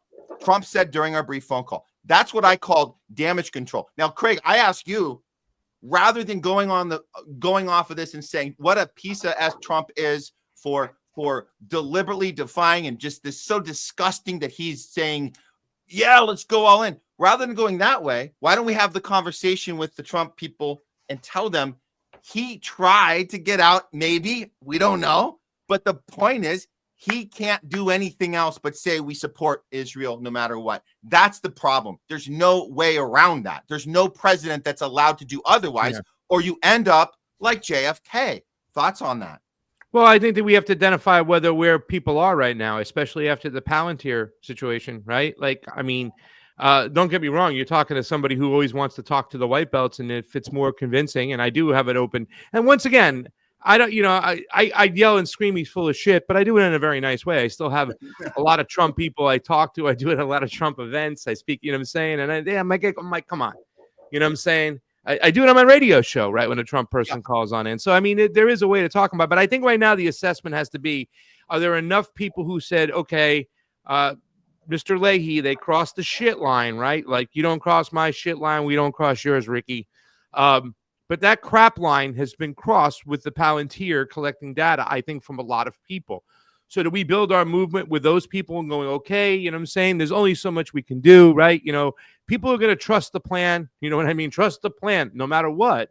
So those people, we can't get them, but we don't necessarily need them. And, I think there's also a lane to hit back hard at the MAGA media, because they're not media. They're cheerleaders, and they're sucking up all the oxygen out of the room, and they've gotten a lot of help from Elon Musk, and we have to combat their issues, because let's not forget that the fourth estate, no matter at what level, right, its job is to hold the government accountable. And you can't do that if you're rooting for Donald Trump, because right now he is the government. So, I mean, we need assessments all around, but we just need to continue to have these conversations. I think that's the most important thing. So you have a condition where you've got two major cohorts who are sort of, focused on each other as enemy, whereas the troops of the enemy, or the suckers, or whatever of the enemy. And in each case, the numbers of among each of those two groups, do you have faith in the government or the institutions or whatever? The no's outweigh the yeses by like a bazillion. Yeah, 80%. People think, everyone in Congress is a crook. 6% trust the media, like that. Yeah. Whether you're this side or that side. Was this election stolen? Yes. Who won the other side? Democrat or Republican? If a Republican won, a Democrat says it was stolen. A Democrat won, a Republican said that. Nobody has faith in the integrity of the elections or any of the institutions. So that's the soil that everything else takes place in. Now you've got a situation where, on the one hand, the people that supposedly will do what they promise are out of office because they haven't done that in decades, except for the bad things. And the one who promised some things and has been delivering the bad things too. On the other, there are two groups have no real affinity for the institution. The Democrats are holding themselves out now as we're going to be the saviors of the institution, of democracy, and et cetera, the Constitution, et cetera. The Republicans, again, the supporters of Trump, see themselves at playing the same role. In each case, what's being advocated before them and with their support is that the only solution to your problem is extra constitutional. It's outside. It's, in other words, the only way to save the country from the communist alien protesters, which is what the Trump people are being fed, is to send in the military, whether it's legal or not, to maybe dissolve. If you ask them about dissolving Congress by presidential proclamation, that would probably get a very high positive among that group of people, for example. And the other group of people have already been willing, you've seen, to support and or commit any sin to the Constitution or democracy possible to keep Trump out of office. Yeah. So you kind of like have already, I won't say cheapened, because it was pretty damn cheap at the beginning, being built on genocide and slavery and all. But to in essence abandon really any pretense at a requirement to follow the constitutional order at this moment, with public sentiment being that, well, the institutions really don't deliver anyway. They're not, it's a very dangerous moment for any kind of demagoguery that ends up poking its head up, floating to the top of the sewage, so to speak. Yeah. Well, let's go ahead and move on to, we've been talking about it because it's all connected. It's all connected. But there is this massive national protest tomorrow. They're calling it No Kings mass protest. This is the little logo they came up with. No Kings. Yeah. Okay. And they put this little crown with the X through it. Short and this answer. Is the target. This is the how it works is you put all the emotion, all the confusion, all the fear, and we have it here. Believe me, there's a lot going on here in LA where we've been on the ground. We've been covering this last week, and we've seen people getting pulled out of. This has actually happened. The ICE raids were real. Trump has backed off. We showed a clip him saying we're going to back off on these raids. And it's not because the protesters stopped. It's because it was never. We know it was never about the immigration. It was about bringing in the surveillance state. But now you got this massive protest, and people are ready to go to their nearest place. We saw this first on the 9th when they said this is because of all these things aligning. Flag Day, Trump's birthday, 250th celebration of the Army. Wow, all on the same day. Imagine that. And they're calling it No Kings Day, Day of Defiance, and the map of the 50 states. So people are flocking to figure out how they can participate in this right now. But the problem is, like you mentioned on the last segment, Don, you mentioned that there is a massive pushback that was already in advance ready to get these protesters and teach them a lesson. And I'm just shocked at some of the words being said out loud before this event. Here is a police chief in Florida. I believe it's Broward County. I didn't check exactly where, but this is what's coming out of Florida right now. Craig, it's not Broward County. I think it's one of the northern counties. But it's in the northern county. I think so. I saw it. It's creepy as shit. It's creepy as shit, and we need to be very concerned about the messaging going into these Saturday national protests. But let's take a listen to this. I'm gonna break it down for you. All right. And if somebody wants to know what I mean by turn violent, all right, this is what I mean. If you resist lawful orders, you're going to jail. Let me be very clear about that. If you block an intersection or a roadway in Brevard County, you are going to jail. If you flee arrest, you're going to go to jail tired, because we are going to run you down and put you in jail. If you try to mob rule a car in Brevard County, gathering around it, refusing to let the driver leave, in our county, you're most likely going to get run over and dragged across the street. If you spit on us, you're going to the hospital and in jail. So you see how he's building this up. He's building this up. If you do something small, we're going to do it back times 1,000 to you. So this is how law enforcement works, right? It's about escalating. It's about punishment. So this is also the system we're living in. And he's going to excuse us. He's not done. every example is one notch further of what we're saying is okay in our law and order society. If you hit one of us, you're going to the hospital and jail, and most likely get bitten by one of our big, beautiful dogs that we have here. If you throw a brick, a firebomb, or point a gun at one of our deputies, we will be notifying your family where to collect your remains at. So now he's saying the officers that get something thrown at them, which is, again, that's illegal. There's a judicial system in place to prosecute people who do bring physical harm to police. I haven't heard any one death reported from an officer over the last week, but he's telling us out loud, he will kill you. He will kill you if an officer feels threatened by spit in their face. If the officer has to drive home to their family that night with spit going down his head, at least he knows that he murdered you, and that's how law and order works. And he's going to top it off by telling us all of this is to protect law and order. Because we will kill you graveyard dead. We're not going to play. This has got to stop. You're watching what's taking place out there. You're seeing police officers that are being attacked, being spit on, being put in harm's way just for doing their jobs. Again, none of them died. They're getting attacked and spit on, but you're going to get murdered.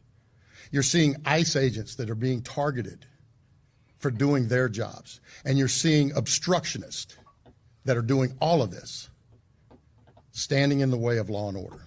There it is. Standing in the way of law and order. This guy should be removed from office and charged criminally. Yeah, literally. I'm serious. Someone should do that. The Attorney General of Florida, or the Attorney General of one of the federal districts in Florida, the one where he's operating, I guess, or the Attorney General. This is Florida. We back the blue over here, and actually we call him the green because it's the sheriff. We back him. Yeah, we back law and order over here. So, Trump country, recognize. I mean that's criminal. What he literally. But more people are applauding that than frowning at it. That's the problem. Yeah, I just gave you a link to a map. Okay. If you take a look at that map, which is the electoral map by county for 2024 against the map that was up in that segment over opinion on what's going on right now, you'll see they're almost identical. No, nothing has changed. Take a look at the map that was in that segment. It was basically illustrating the argument. Say that. Take a look. Same one. Nothing's changed. Nothing's changed.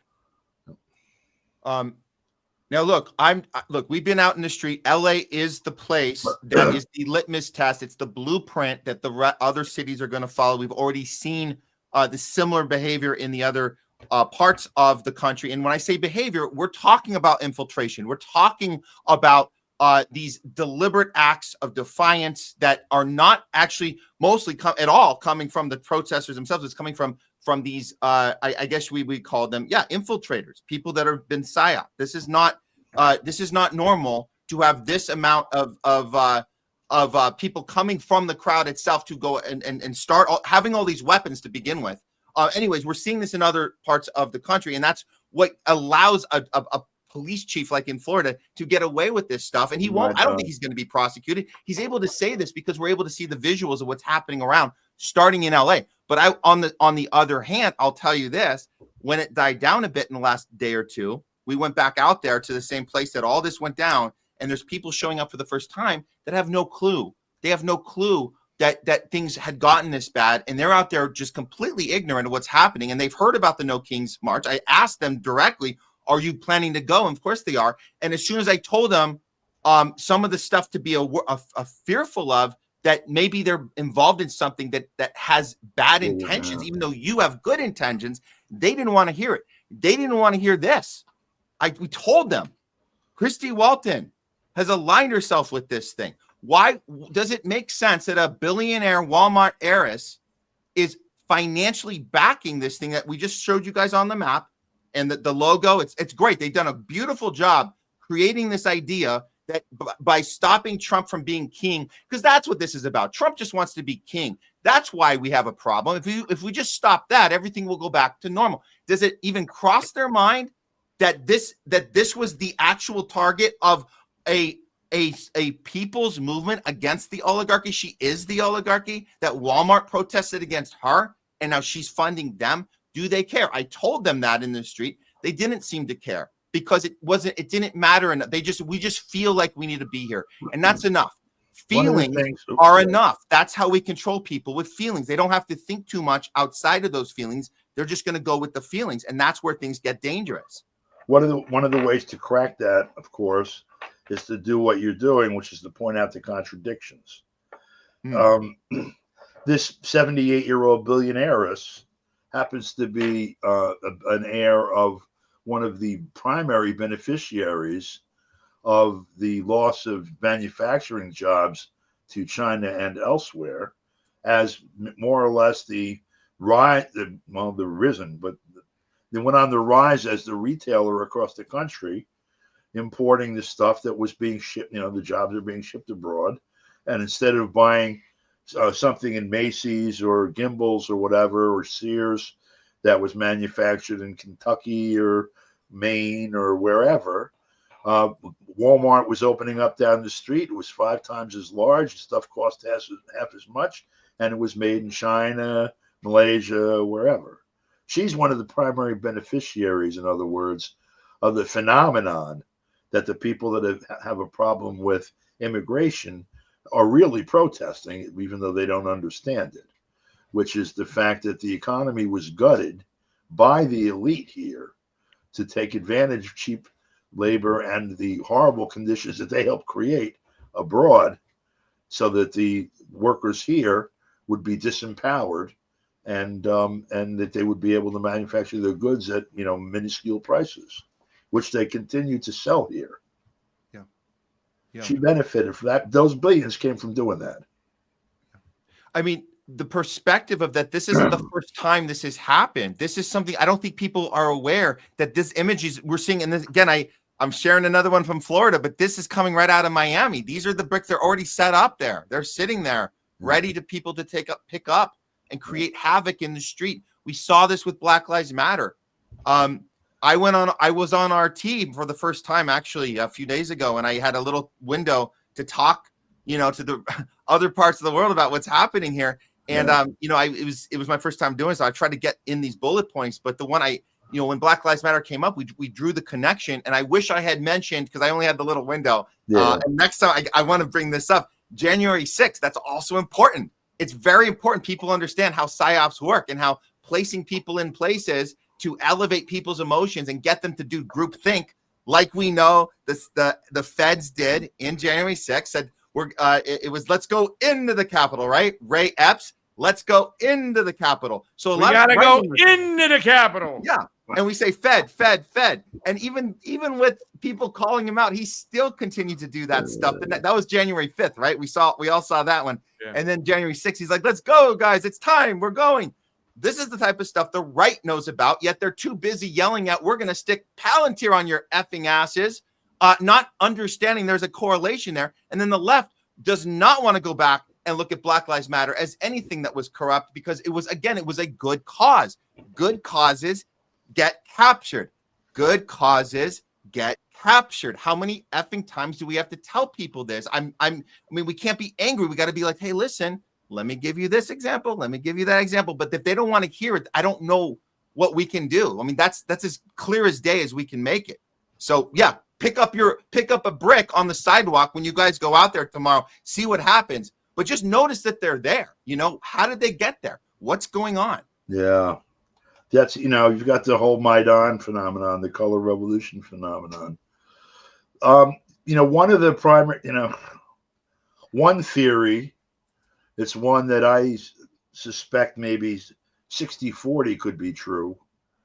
So it's kind of the one that I've been operating as if, is that for some reason or another, that which is either represented or articulated by Trump, particularly with respect to foreign policy and acknowledgement of multipolarity, an attempt to settle some of the military adventures by other means is not is the sentiment of some part of the elite that sees the future past the current construct of empire anyway, and that there's some sort of a battle between those who want to continue on the current course and those who want to change, and the just resting on the material reality that the current course is not sustainable, but for the general population. And so, if this is the case, if Trump actually represents some trend away from forever wars and particularly war with Russia and China in the near term, then you have to figure out what all this activity around driving him from office, the litigation, all of the different things back and forth between these two groups, if they're not bullshit and they actually really mean something, then what is it that they mean? And I'm bringing that up because I'm looking at a lot of this as an attempted Maidan style, although much different given the geography and other aspects of U.S. society. But some sort of an attempted coup, maybe a soft coup where maybe coincidentally Trump will have a stroke or something, and J.D. Vance will step in and calm everybody down. Imagine that. Whatever it is, that this activity in the streets is intended to create the environment whereby the attempt to change the course of our foreign policy can be put down and the war aggressively pursued. In fact, even considering the possibility of an assassination of Trump blamed on either Iran or Russia proper. And that the prospect of that frightens me because you would see, I think, a really dangerous realignment of American public opinion very quickly, where I think Democrats would be the most interesting to put on the couch and examine under those circumstances, because, well, these evil Russians that you hate so much and that you were ready to nuke last Tuesday killed Satan. How do you feel about them now? And the other side, of course, would have to go back to their Cold War mindset about Russia, because they killed their hero. Yeah. I think all of this shit leads to war, and I fear that even if they're not successful in the coup, in terms of taking control of the White House, that perhaps they've already been successful in a coup in terms of taking control of military and intelligence policy and activity, with the evidence being the attempt to take out those planes last week or whenever the fuck it was, and this attack on Iran yesterday and today. Yeah. I mean, these are all very interesting theories, Don. We've heard well before the Israel attacking Iran, and even before the violence in the streets, the Psyop operations we're seeing here in LA, even before all that happened, there has certainly been the theory in the air that Trump's usage, his purpose was being I guess you could say, a form of a Pied Piper, bringing his people to the polls and getting him in there. As it wasn't really about getting him in, it was about getting in the technocrats, getting them in. And J.D. Vance certainly fits that role better than him. J.D. Vance couldn't rally shit in the street, but he serves the purpose behind closed doors. So you might as well get this loudmouth dude out of the way who says weird shit on Twitter and has to change his mind and pretend he didn't say it the next day. You might as well get him out of the way at some point. Why not now? Why not this weekend? Who knows? But the point is, it does lead to the same thing. It leads to the surveillance state Palantir and it leads to more war escalation. There's no other way around it. But Don, that idea that we could sit down with Democrats, it might be too late, but they're going to definitely need some therapy sessions after this, because you're right. How do you continue your narrative about the Putin puppet narrative, or you don't really have any of that to go on anymore if the guy's out of the way, and you've brought in this new technocratic age and the super villain team, as we say, the Alex Karps and the Peter Thiels and JD Van. This is like super villain times 1,000, in the superhero. I think the only therapy I think that'll work is Thorazine and ECT, electroconvulsive therapy, shock treatment, and drugs. I think that's the only thing that'll work, and maybe some surgery. Yeah, and maybe give some what is the antidepressant, the newest one all the kids are doing. Give that to the MAGAs. They'll be a little better. They don't need all. They're not going to be as bad off, but they're going to need a little antidepressant medication. I see the clock is like telling me I got to go bye-bye. Okay. So okay, Don, DeBar, thank you so much for joining us today. Thank you, guys. Almost love you, send me your diet. I want that, man. No, you don't. I don't. It's a Candida diet. It's like Atkins on steroids. Can't even have sweet potatoes. Can't even have carrots. Yeah, I hate carrots. Well, it's pretty strict. I drink bone broth once a week. You know what I'm saying? A lot of salmon, a lot of sockeye salmon, wild salmon, grass. Margot likes that though. A lot of greens, a lot of spinach. Eat spinach every day, pretty much. Every day, spinach. Sorry, man. Every day. All right. Peace, you All guys. right. Thanks a lot. Later, guys. You got it. Later, Don. Don. Sorry. All right. How you holding up there? I can take a quick break. Yeah. I mean, our discussions are they're intense today. I don't see us breaking off too much onto other topics at this point. Other than I know we have the. I know Do you have footage that you want to show, or your own footage? Or? I'd like to have kind of a final thoughts on the protest riot stuff. Yeah, why don't we do that? Why don't we take a 5-minute break? Come back, do the final thoughts on the protest. We'll also want to do some talking back stuff. So I think maybe Jamie wants to help us with that. Do you want to do that? I mean, would you like? What order do you want to do stuff in? I'm just figuring this out. You had a free speech one, Mahmoud Khalil update. Do you want to do that, or is that? I don't think that's necessary right now. I maybe just kind of put the news out there that a judge has said that they can't hold him. We'll see how that goes. That's just the beginning of that whole saga. Okay. But let's take a 5-minute break. Let's do the protest stuff, and then we'll do the talking back, and then you can cut out for that. Okay. After that, and get mom's dinner ready. All right, buddy. Okay. Sounds good, guys. Hey, all right, guys, go grab a quick drink, bathroom break, and meet us back here. We got more Homeless Left for you coming right up in about 5 minutes. See you guys soon.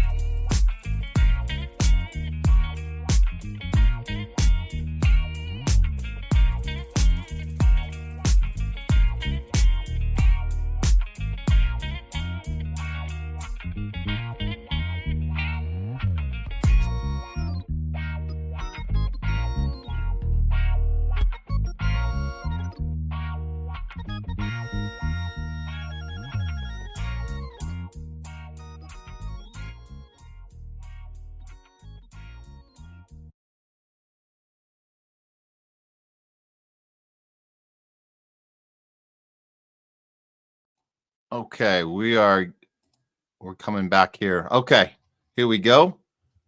Welcome back to the show, guys. If you've been watching us today, we have had some conversations, some important conversations. Don DeBar, our guest correspondent today, and co-host Craig Pasta. We'll go ahead and bring Craig back in. Here we go. I'm gonna grab.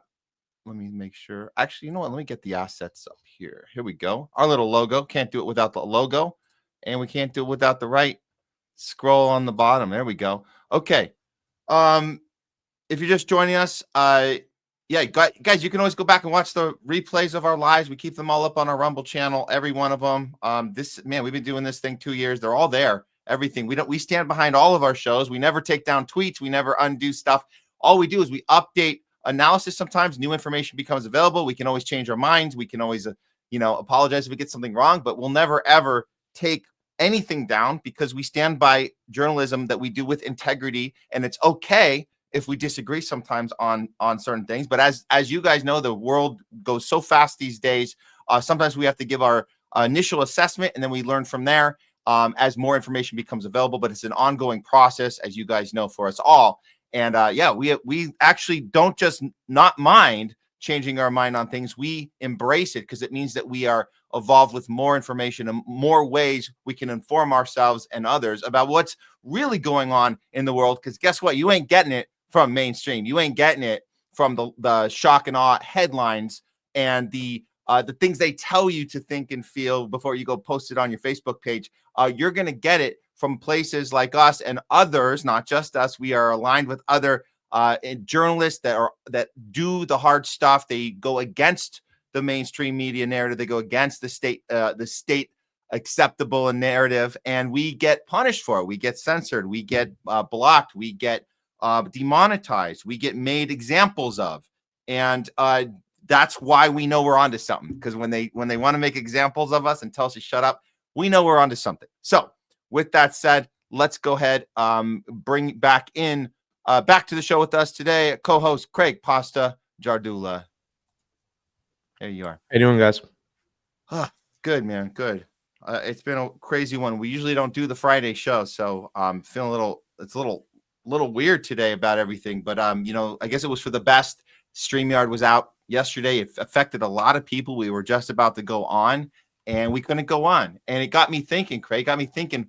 Well, look, this might be a glitch, an innocent glitch. It might be a third party cyber attack. We know that StreamYard was deflecting that blame and saying that it looked like it was a third party. We still don't really know what happened, but it did get me thinking, what if Palantir decides they just want to pull the plug and we can't go back? We can't log in. Our passwords don't work. What do you do? How do we solve that? What do we do in anticipation to this? I'm not sure if I have an answer to that. But we just have to obviously maneuver and make adjustments. But what if there are no more adjustments to make? I mean, I don't know. It got me really thinking, man, about this new era we're moving into here in this technocratic, dystopian age that we find ourselves in. Yeah. I think the important thing is to also remember that, Palantir is just a front for the evil doers that want to control us, right? It's just like in the election things. They always look at some of these companies, Smartmatic and what's the one that everybody's going crazy about? I don't even know. ES&S is another one. And I forgot the other one, but everybody goes and points their fingers at the company. The companies are used by those in power. Yes, the company does have like crazy people running those companies because they're all in the same group, but it's just the mechanism. What are they really trying to do at the end of the day is the question we need to ask ourselves. Yeah. Yeah. Well, I mean, this is going on tomorrow. It's going to be crazy. Tomorrow's going to be crazy. We're going to break it down for you guys. But this was sent to me by our other co-host Tuesdays, Jay Scott. And he said, this is a reminder that just as early as, I guess we're talking August 2024, the U.S. will very likely fight a 3-front war against Russia, China, and Iran. Palantir's Alex Karp is saying this, like getting into this warmongering. Like it's very likely, very, very likely that Palantir was essential technology needed for Israel to target Iran last night. It was part of the operation. very, very likely. We know Palantir was part of the COVID management across the nation. We know that. They had the information available instantaneously when a hospital wasn't up to their quota for the day of the jab. They had the data instantaneously, and they could send someone in and say, you're not getting to quota. Get more done or we pull your funding. That's what Palantir did 5 years ago, 4 years ago, 3 years ago. They've been useful in every sort of keep people in line, push the war narrative forward, and get everybody mad and angry at each other and living out of fear while the money gets transferred, the upward transfer of wealth keeps going, and the military occupation and Western imperialism machine continues. This is real stuff, and nobody's covering this on the mainstream. I'll tell you this, Craig, we were lucky. Okay, so had a chance to work a little bit with TRT out of Turkey, that we did some good coverage and got some information out to them. I was doing more of a behind the camera work for that crew out here during the LA protest, riots, uneasiness, whatever you guys want to call it. We saw it. We saw everything. We saw some peaceful. We saw some not. We tried to figure out what was the cause of it. And then, I had a chance to then I guess contacted by RT, as you guys know, international, that will air this story, and people want to know around the world. They want to know what's going on in Russia. They want to know what's going on here in LA. So I did get a chance to go on and discuss a little bit of some of the bullet points I had. I didn't get to all the bullet points, Craig, as we know these are very short segments. But let's see. I just want to play a little of that and let you guys know we are expanding. We're getting the message out there, and I know the next time I do this will be. I'm going to take more opportunity with those little moments. You get these little sound bites to get the information out. But I do think, I hope that the message at least has been received, that we're coming from a non-tribal point of view, and we're not representing Gavin Newsom or Donald Trump or any sort of element that we want to give a point to and knock a point off the other team. We are coming from the point of integrity, curiosity, and to figure out what the hell is going on. So here's a little piece of that. From my appearance on RT 2 nights ago, reporting on the disaster here in LA that's been happening last week. Here we go. Well, let's cross live now to Los Angeles and get a sense of what's happening and why with podcast host, producer, and director Matt Weinglass. Matt, we much appreciate your time today. We have the LA mayor, the California governor, accusing Mr. Trump of exaggerating the level of violence in the process, saying that they can handle security on their own. The American leader says this is long overdue. What's happening here, and who's right? Yeah, so this feud between Gavin Newsom, our governor here in California, and with the president, this has actually been going on for several months, actually before he took office for the second term, because we had if you remember, we had the fires break out here in LA, where we're at right here. And, they were doing a back and forth on, can Gavin Newsom handle this state? What we see throughout these several months leading up to what has gone down in the streets this past 4 days is we've seen this kind of escalation. Feels like theater. It feels like kind of a WWE rounds for both sides to kind of get at each other's throats, when the ultimate goal is going to be the same thing. We're going to have the unrest, we're going to have the military presence, and we're going to have total chaos. This keeps both sides at each other's throats and not seeing the fuller picture of the state we're moving into, that I fully believe that the two of them are over-exaggerating to basically keep their base happy. And what Trump is doing, and this is not to excuse how tough he's been on this, but what he's doing is he's flexing his muscles, because he did run on this issues, and he's telling the American people, this is what I ran on, this is what I'm doing. Which is almost like a revolutionary thing, isn't it? Actually following through on your promises. Oh, absolutely. And now we know that not only has Gavin Newsom Karen Bass, our mayor, has now conceded and said, no, we have to set a curfew now. We do have a problem. So they're admitting we have a problem.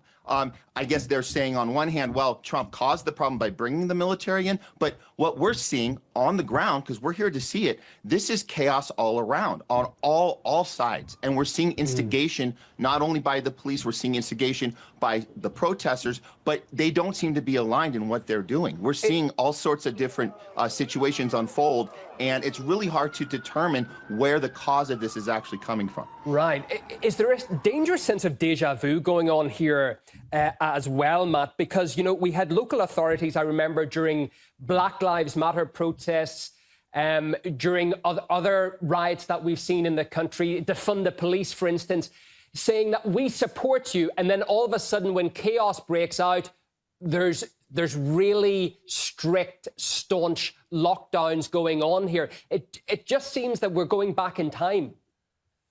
Yes, we are. And I want to be absolutely clear here. The theater part of this from the Democratic side, they're on the same side of the police. They want more police funding. So the way they do this, and this is, and you brought up Black Lives Matter, the way they do this is they say we need to stop the police presence. We need to get the back of the people. We need to protect the minorities, the communities. But at the end of the day, what do we end up having? We have the cities destroyed. And what do you need to do? You need to up the budgets of the police. And that's what we end up doing. Both parties have been doing it for years, upping police budgets. And we know that ICE itself, ICE has been upped the budget.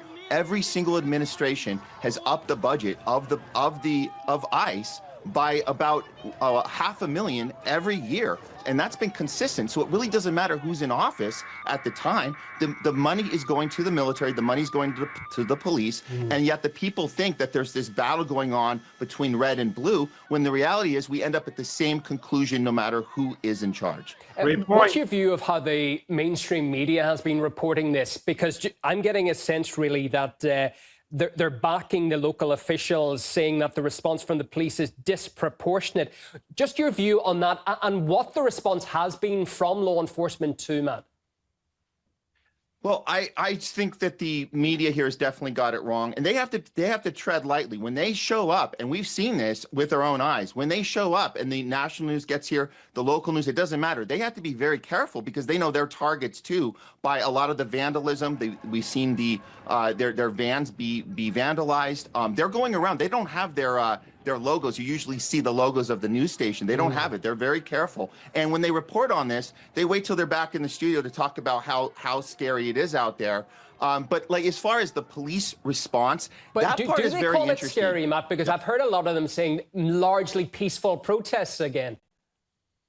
Well, here's the thing. You have the debate of whether or not the intention is peaceful, but then you can't ignore the fact that you're seeing a lot of these violent activities unfold. And the reason that's happening is because there are provocateurs doing this from the crowd. We've seen it for ourselves. So they have to report on that. But you're right. They have definitely started the premises going into this is that it's a good cause, which it is. And I have to be very clear here. The sentiment in LA is very fearful right now. We're seeing people ripped out of their homes. We're seeing the Latino community. This is a Latino area. The majority people here are Latino, and they're affected by this. And so when they see when you're taking to the streets for this, you're understanding that they are standing up for a good cause. The problem is it gets out of hand in the streets because there's people doing things that was not the original intention. Understood. Matt, we really appreciate you staying up to talk to us today. Good to see you as well. Podcast host, producer and director Matt Weinglass, live from Los Angeles. Weinglass. Good job, buddy. I think, he was confused. There were two Matts for a second. Not to be confused with my twin brother, Jeremy, actually. But thank you, Molly. Yeah, Molly Littlebird. Very good. Now, so look, I'll say before I pass to you on your thoughts, I've self-analyzed this, and I know there were 3 points that I tapped on, I brushed over, but didn't go in for the kill. One would be making that comparison to Black Lives Matter. I should have brought up January 6th. Very important because I wanted to get the other audience understanding. And we talk about that on the show. And I wasn't able to fully connect the dots that it's not just left movements that are captured. It's right too. So both should be able to understand that. Very important comparison. I did get the budget wrong on the ICE. It's actually $500 million a year. Each single president has upped it $500 million every year for sure. Ultimately, this is not about immigration after all. And I should have put in the point that it was backed down on. And it's not because Trump was pressured to. It was because it was never about the immigration. It was about getting people in the streets, causing havoc, wreaking havoc in LA, which they did. And I did make that point. I'm glad I got that in, that was actual havoc by ICE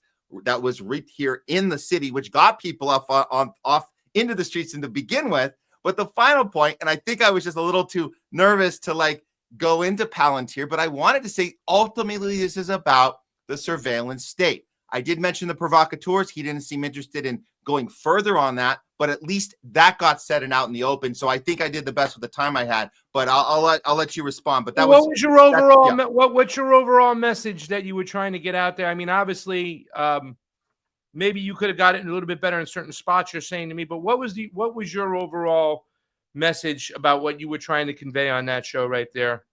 I wanted to plant seeds because I know that conversations that aren't happening on these large scales, we're not talking about the surveillance state. We're not talking about the bait and switch on immigration to fool people into a movement that matters, that's going to be captured. I wanted to talk about on the ground that we've seen, and I think I did do this. There are provocateurs. There are people that are positioned there to wreak havoc and to up the violent element. And then ultimately, I wanted to say this is about Palantir. And by the way, one more point. I know you would like this, and Danny Shaw, friend of the show, would also like this. It would have been awesome to punch at the very end.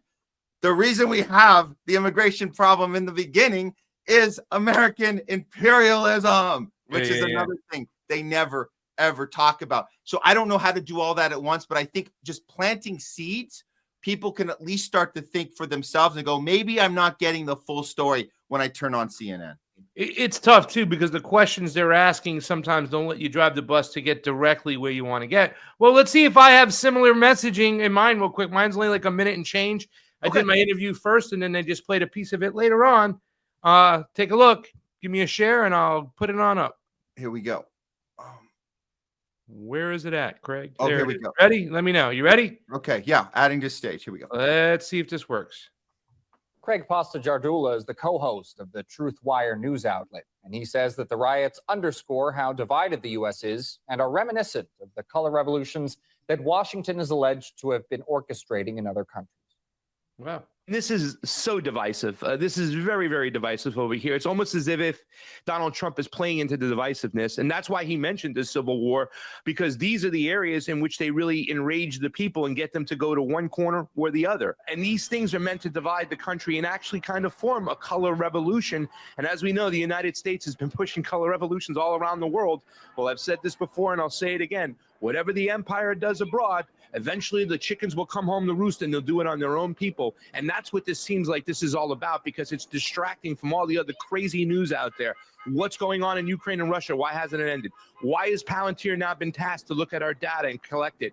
What's going on with so many other situations in Israel and Gaza? Nobody's paying attention to that right now. All eyes are over here. So this seems like the best distraction the state can get right now, and they're going to use it to their benefit. Divide and distract, right? That's what it is to me. Divide and distract. Man, you kind of what I wanted to get there. So they asked me 4 questions and they took a chunk out of 1.5 of them. So I was happy with it. It's a good little piece. It's fun. That's great, man. Those are the points right there. And if anybody's just in their camps and they're not, there's people that are not going to get out of their camps, period. There's nothing we can do. But if there's people that's questioning right now, and you hit bullet points like that, it might be enough to make them look into a couple of those things, or at least one of those things, because they're all important. And you just listed them. And it's like, these are the things that were not being said on mainstream, because they're supposed to protect those thoughts and they're supposed to dumb down. That's their job, right? They dumb down the bullet points to one thing, right? So the one thing about tomorrow, this King's Day, no King's Day thing, the one thing is this. It's the symbol they came up with. Let me grab that again. The symbol is Trump with a king hat and an X through it. It's as simple as you can get, and that's all they need. There's nothing else going on. Nothing else to see here with imperialism. Nothing else to see here with Palantir. Nothing else to see here with Israel first. and World War III imminent. Nothing else is here with anything else except this one guy uniquely wants to be king, and we need to stop him and get everything back to normal, where the oligarchs like Walmart heiress who's funding this can get back to business as usual, and Bernie doing fake rallies against the oligarchy. Ignore the fact that your Democrats, past presidents, deported more people than Donald Trump. Ignore the facts that every single Democrat is for all those budgets, and they don't care how much money ICE and the military get. Ignore the fact that the Democrats, the ones who are funding this and pushing this, are part of the empire abroad that couped Manuel Zelaya in Honduras and removed Gaddafi in Libya. Ignore the fact and just concentrate on Donald Trump as the authoritarian. We got to take him out. Yep. Co-option. Yep. Distract and divide. Yeah. And then all the other news going on, what Yeah. Donald Trump is doing over here while you're looking over there. Yeah, and look, this is this part's important because, like, again, I'm here, like, this is our friends and family. This is my personal family here. We're affected by the targeting of ICE that happened, that up these deportations, taking people out of their elementary schools and graduations. I mean, this happened, but that was to get the people in the street to create this chaos. But we have to look at the numbers. This is where I got, and again, I accidentally said million instead of billion, but this is, I mean, this is the funding. It's consistent. It doesn't matter who's in office. You just go up another $500 million every single year. That's how it goes. It's not rocket science when you say, well, then what is Trump up to? What is he up to? He's trying to get rid of everyone? No, he's not trying to get rid of everyone, because that's going to upset. It's why, and we showed that clip earlier, right? That he's saying on record, we gotta protect our farmers and our hospitality. We gotta let them exploit the cheap labor. Yeah, but again, and this isn't about moral compass, or this is about, I have a certain point I'm allowed to go, and then I'm told to stop. That's the instruction from the top down. And believe me, if you guys don't know, there's a top above Trump. He's not the top. He's not the king with the crown that we have to take the crown off of. It's the people above that are telling him, this is where you stop the deportations. This is where no more invading, graduations in elementary schools. We did enough. Now we have all the things we need for what we call, a major national psyop coming tomorrow, or even as far as DeBar has suggested this earlier today, even as far as a false flag operation this weekend, which it might be all leading to. I don't know if you had a thought on that, but these are the conversations that they don't want to have. Yeah, but he's still looking at the term of the fact that, like, Donald Trump's an outsider and they're trying to now move on him and get rid of him. And it's like, no, dude, they're all working together. Come on. This is all about distract and divide and get the people pit against each other. And that's what he's doing. He's doing his job. I mean, already this protest from the leftist perspective has been co-opted. Its real message is going to be drowned out. There will be less unity on the left, and is already divided as can be. So it's Operation All Thumbs Go for both sides. Yeah. Well, what do you think is gonna go down this weekend? I mean, we have two things. I mean, we have to look internationally. We have to look at the Iran and Israel and what's happening there in real time, because that's going on every hour. There's an update, and then what's happening nationally on the street in every major city tomorrow on June 14th. What's your prediction of what's going down the next, I don't know, 24 There's going to be hours? some chaos, and we just don't know how level. Just enough to get the people distracted while other things go down, or do they want to use this as something else? Is this a jumping off point? We have to pay attention to everything that's going on. We have to pay attention early to his birthday party, his parade, military style, whatever, and tank day, flag day, whatever it is, and we have to see how it starts over there, if there's any protest over there. You know what I'm saying? I don't know. I mean, we just got to keep our eyes on everything how it unfolds. The main thing is that we just call it out in real time as it's unfolding, try to get the message out there, what's really important, try to highlight the importance of what people are doing. There is a lot of important messages that need to be told. You know what I'm saying? Everything from states' rights, right? The Republicans are supposed to be all about states' rights. So why did Donald Trump send, in ICE into California when it's clearly a blue state? You don't live there. You don't care what happens. And it's a community that overwhelmingly stands up for the immigrant community. Why would you go do that? And then why would you send the the guard to help with police forcing. That hasn't been done in a long time. There are certain things that need to be talked about. That's why it's kind of, to me, why I don't think that there's no coup against Donald Trump. Donald Trump was the one who went ahead and started all the actions to put this in motion. Yeah. Now, whether he was manipulated to back him into a situation like that, okay, fine. But no, I mean, no way. Well, here's what he's saying in advance. Administration of all times. Yeah. Donald Trump's a part of it, guys. He's part of it. But here's his little warning. There's no resurrecting him. There is no saving him. There is no chess move. No, it's done completely.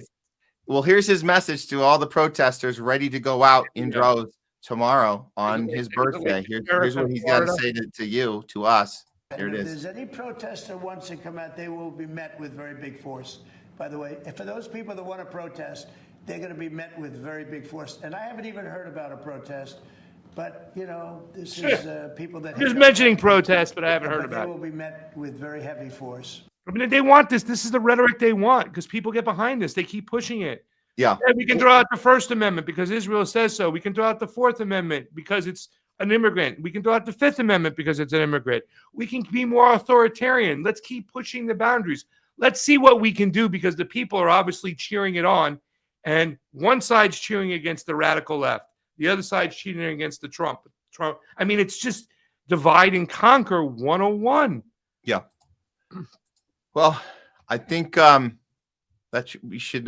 Yeah, exactly. Molly Little Bird. Divide and conquer is the oldest manipulation, and the Uniparty uses it well. Thanks, Molly, for that one.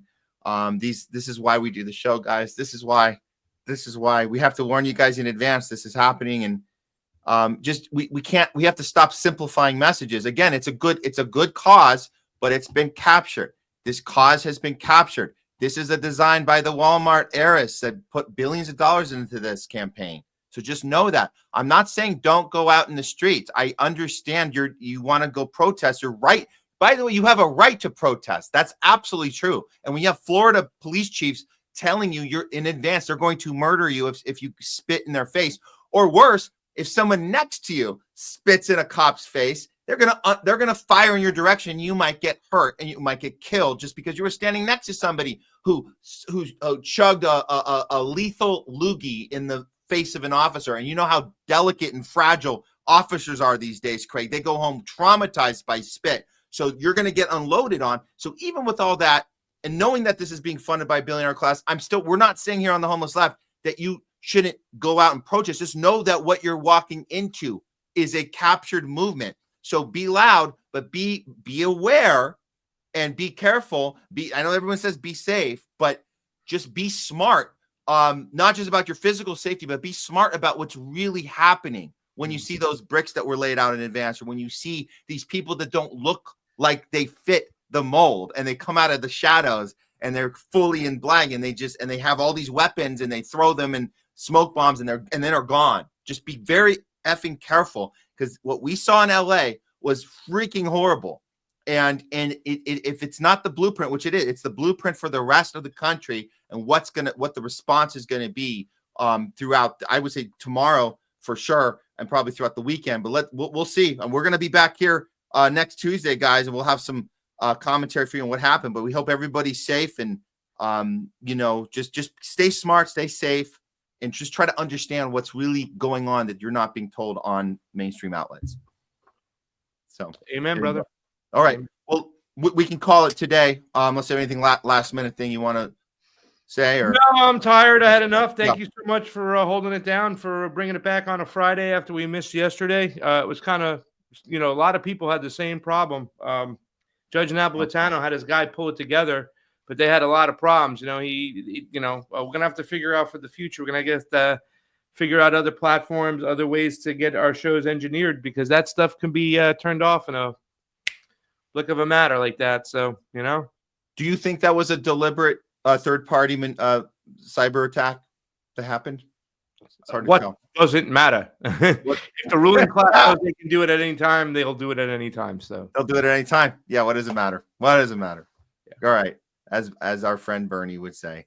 Thank you, Craig Pasa Jardula, for all of your amazing contribution and helping to elevate the show to a place that we try to keep integrity and courage and boots on the ground, as you say, the best we can. So we'll keep going and keep charging ahead. We'll see you next time. Be Definitely, good, man. Matty. Take it easy. Okay. You got it. All right, guys. Before we go, we're going to get to you. Yes. It's time to get to you guys. And we saw some crazy comments.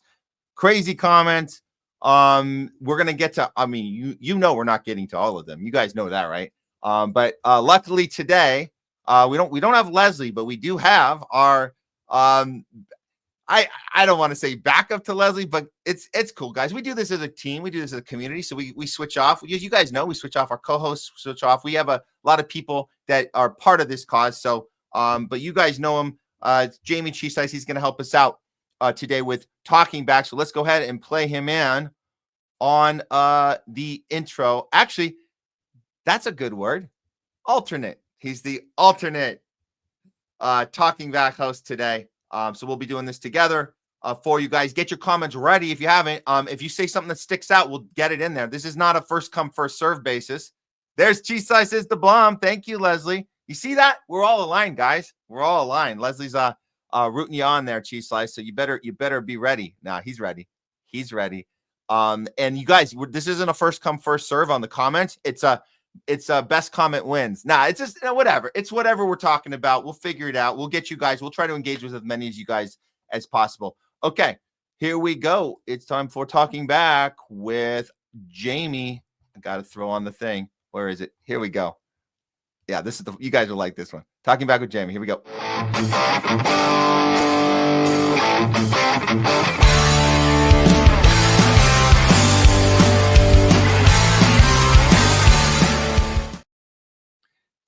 Here he is, talking back with Jamie Cheese-Slice. Hey, how are you doing? How do I sound? You sound great. Okay, good. Your picture. Good. Oh, there we go. It was a little. It's not picking me up in this shirt for some reason. I keep disappearing. Hey, there's a setting for what is it? There's a level for background setting for intensity. I forgot what it's called. Yeah, it works on the green screen, but I don't have my green screen. That's why.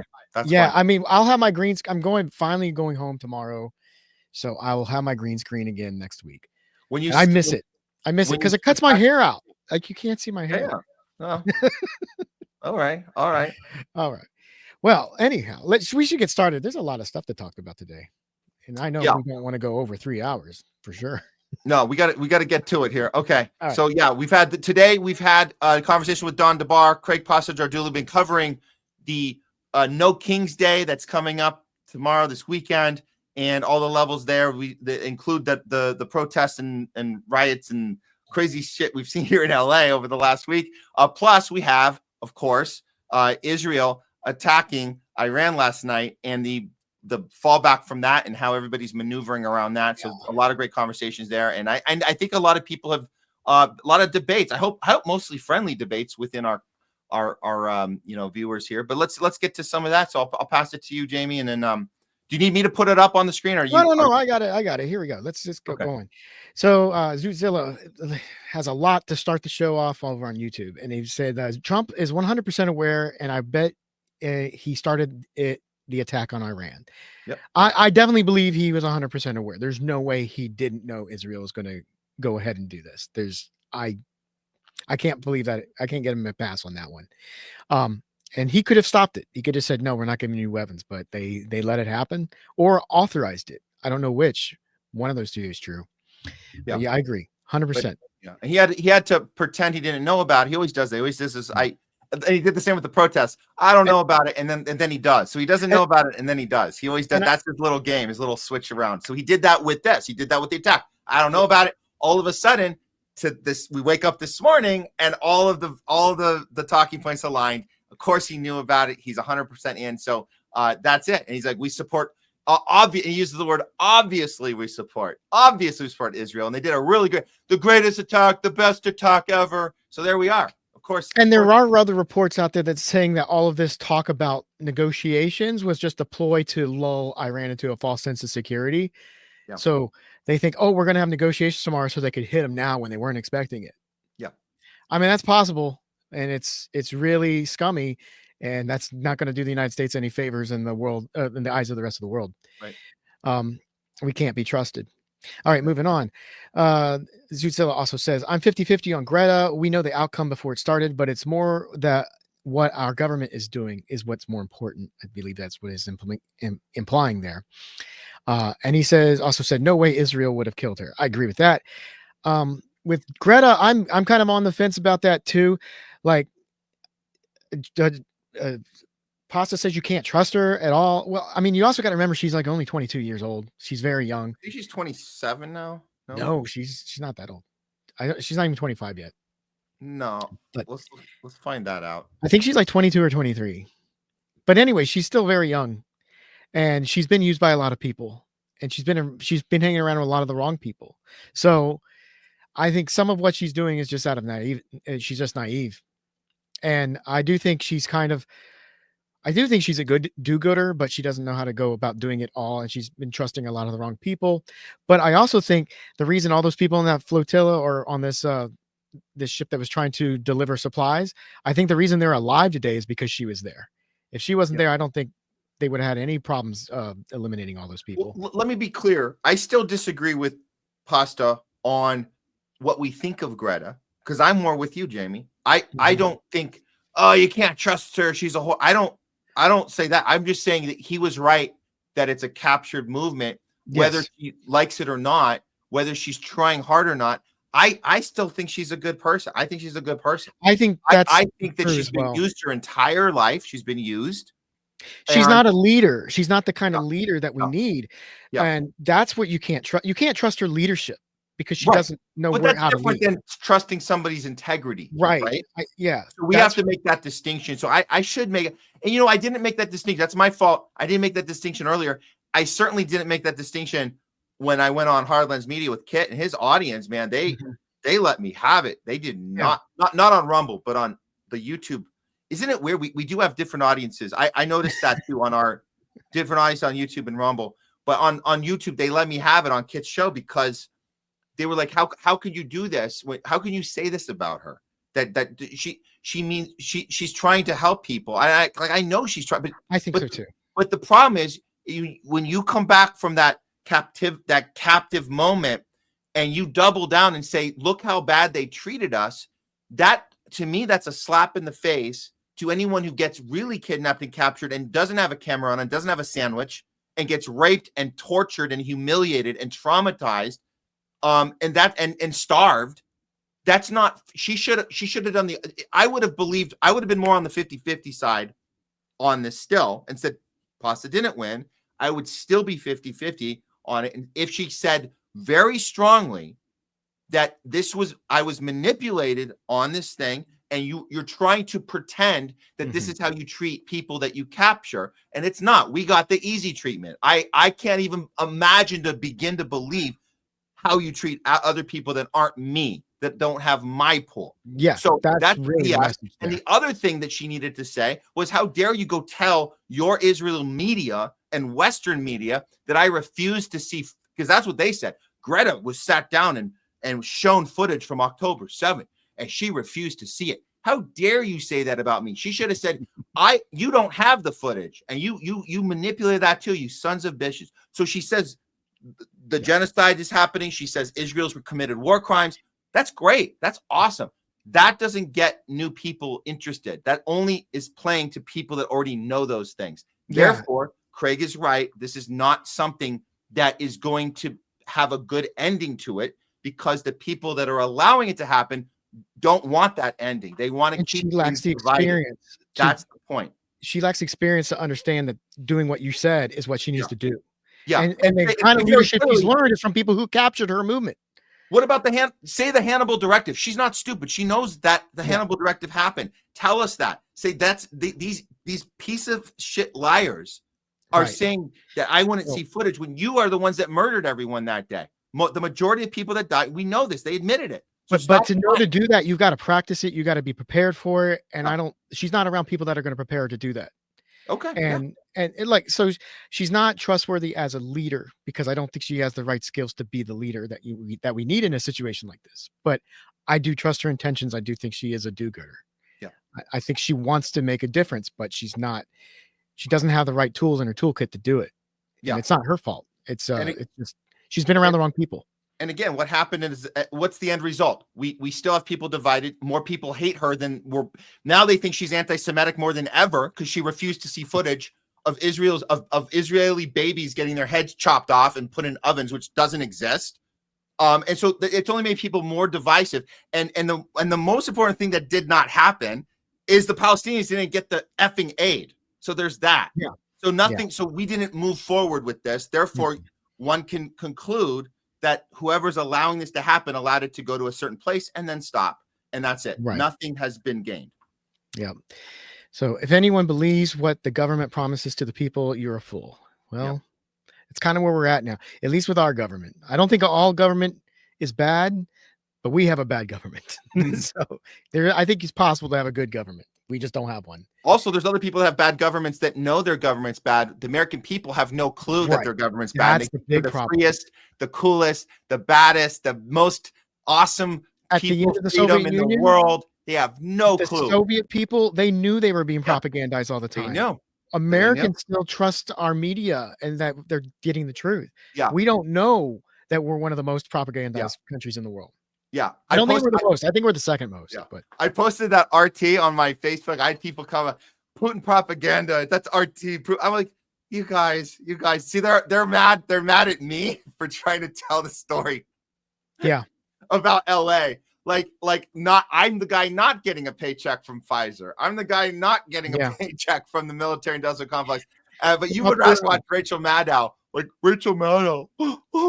No, I got into it with someone on Discord because of the airplane story, and I said they posted it from BBC, and I just said, "Hey, I'm not saying that I don't trust that the story happened, but you should verify all the details with an independent source because you can't trust corporate media." Yeah. And they were just flipping out, like, "Oh, well, you can't trust." I'm like, I don't trust BBC, CNN, NBC, and none of them because they've lied to us about everything. I mean, they could lie to us about any part of that story too.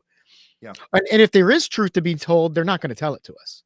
Yeah. So, okay. The last one from Zuzella here was, this was the statement about, I think it was the ambassador to Israel said, God says that land belongs to modern Israel. That was Huckabee. Yeah. Huckabee. That's right. I couldn't remember his name. Yeah. And he says, God is a real estate agent now.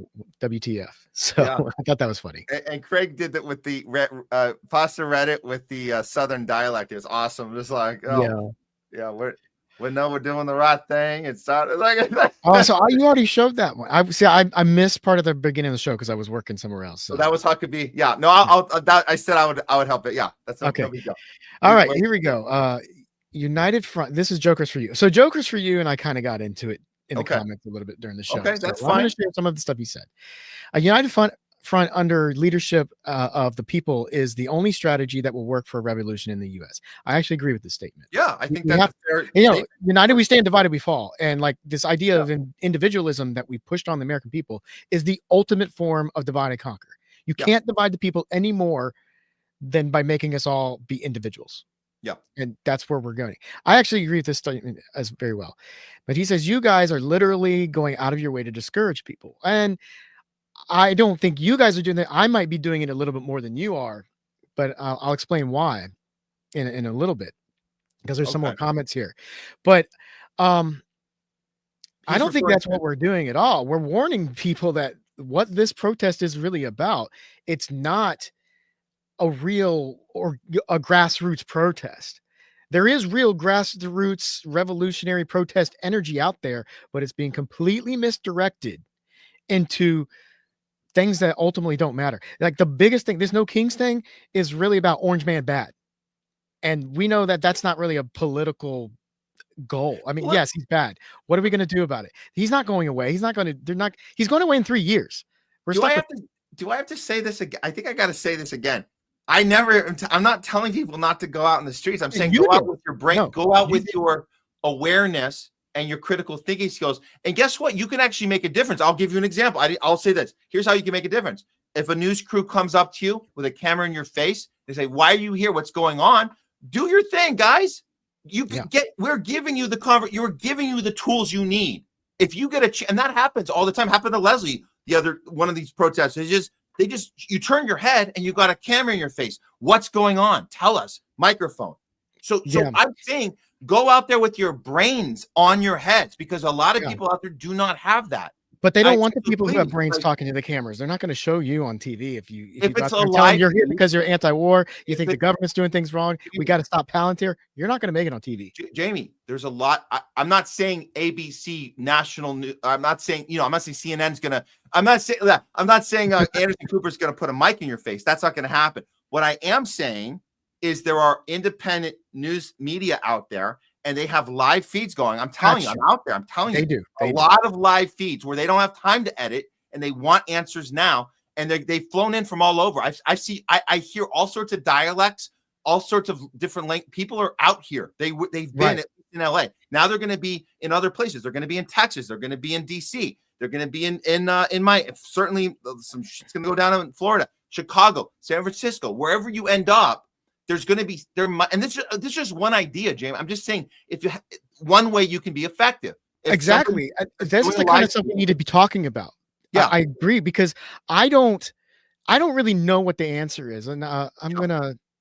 I don't want to show. Let me show this one, and then I'll get to the next one. It makes my point. This is from Leslie. The protest from us, the people, is real, and I'm going with my cooler on my wheels to give people food and water. So yes, go out there and help the people, because the people are real.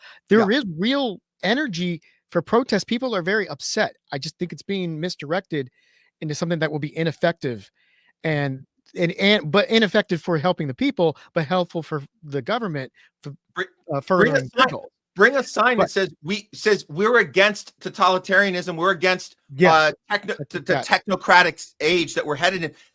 Say we don't want your billionaire money, Waltons. Like, say that. Like, do something that says that something bigger about we don't need you. We don't want you. We're grassroots and we want to stay that way. Don't capture us. That would be a great sign to go out with. You know. Here's Leslie following up with that. I'm not sure what's worse, staying home and not joining these corporate organized protests, or protesting for our own cause, knowing that we're being manipulated. Now, this is where I might have a little bit of a disagreement with you. See, my gut's telling me a strategic move is when you have an opponent.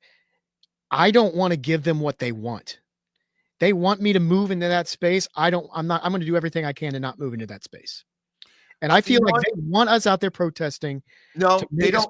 That's not. No, they want the violence in the streets. They want the chaos. And if we don't give that to them, they're going to make it look like we're giving that to them. That's fine. That's why you be loud with your voice, and you be loud with your signs. You be loud with your clothing, and you say the things that I'm saying right now. Say we say F Palantir. Put that on your t-shirt. F Palantir. Yeah. F technocracy. F the people around Trump, not just Trump. Trump's not the only king. Say play with the language and say F you Walton family for funding this thing. You took the grassroots from us. F you. Those are messages that are so be loud about that. But these people have the monopoly on violence, and I'm actually very legitimately worried that this is another January 6th setup. And a lot of people who are out there are going to end up having to go through the same thing that the January 6ers did. I think in DC, or worse, people will get killed. DC might be the worst place you can be as far as danger tomorrow will be DC. That's my guess, because that's where you have. I don't know. I mean, there's a lot of people there that are just going for the parade. So, but there's going to be organized protests that are coming from all sides. I say organized. I mean different factions organizing. Yeah, the only protest I would go to is an anti-war protest, which is what I think these protests really should be about. They really should be. You should be saying this. You want to challenge ICE? You want to challenge immigration policy? Then say, let's stand up against imperialism. That's really, you want to solve it? I think so. You want to solve it? Because simply making it about ICE and immigration is incredibly divisive, and you got half the country that's a support of the police state on this. What did we call today's show? Consent. Do you know what we call today's show, Jamie? I didn't even say it in the opening. We do the little opening bit, and it says it on the screen, and I never came back to it. It's actually been going on the bottom of the screen the whole episode. Mm-hmm. We call this show No Imperialists Day. Because that's great. I missed that. I missed the beginning of the show, so that's a great idea. On this sign, It should say no imperialists mass protest. Yeah, and it should be that's what it Trump should with be. a crown. It should be all of them with a crown. All They're- with Netanyahu on that effing sign too. These Along with people are trying to make this all about anti-Trump, which keeps half of the population out of the protest because they're pro-Trump. Yeah. Can I share, since you're bringing this up, I want to share this. I'll try to be quick about it. You're going to have to take that down first. Okay, got it. Okay. There we go. So this is the actual website for No Kings. And I'm going to try to paraphrase what Garland Nixon has done on his show. He went a deep dive investigating, trying to figure out who is running No Kings. Who is it? Right? That he can't figure out who's actually in charge. So he would go over here to the partners section. And I love what he knows how to do it. He knows how to Garland do this. do it. And he starts showing us. Yep. Yeah, you were on the show when he was showing you this too, but he went even further on another show with Jeremy today. We were doing it on Fight the Oligarchy. Who was funding Fight the Oligarchy with Bernie and AOC? This is exactly what you want to do. Go to the website. Yeah. And he was showing you can't click on any of these icons. They don't actually have links. They're just the logos of all of their supporters. But a lot of these things are NGOs, the same exact kind of NGOs that USAID would hire to implement their color revolutions in foreign countries overseas to do the same kind of stuff. And when you try to find out who these people are, you have to actually go and just pick one, Fix Democracy First. You're going to have to search it on your own on Google, and then you're going to find the same exact kind of website there. And then he's just trying to dig down to figure out who owns these different things. He can't find them. The identity of the owners are hidden, and the identities of the owners of this No Kings website is also hidden. So what does that tell you? This is some shady. If this was grassroots, these people. This is some shady. Oh my God. These people would be open and honest and telling us exactly who they are because they're part of the people. They're not for the people or by the people. The other thing he loves to point out is like the whole blue and yellow Ukraine stuff. And he says, look, come to the bottom of the website. What do you see here?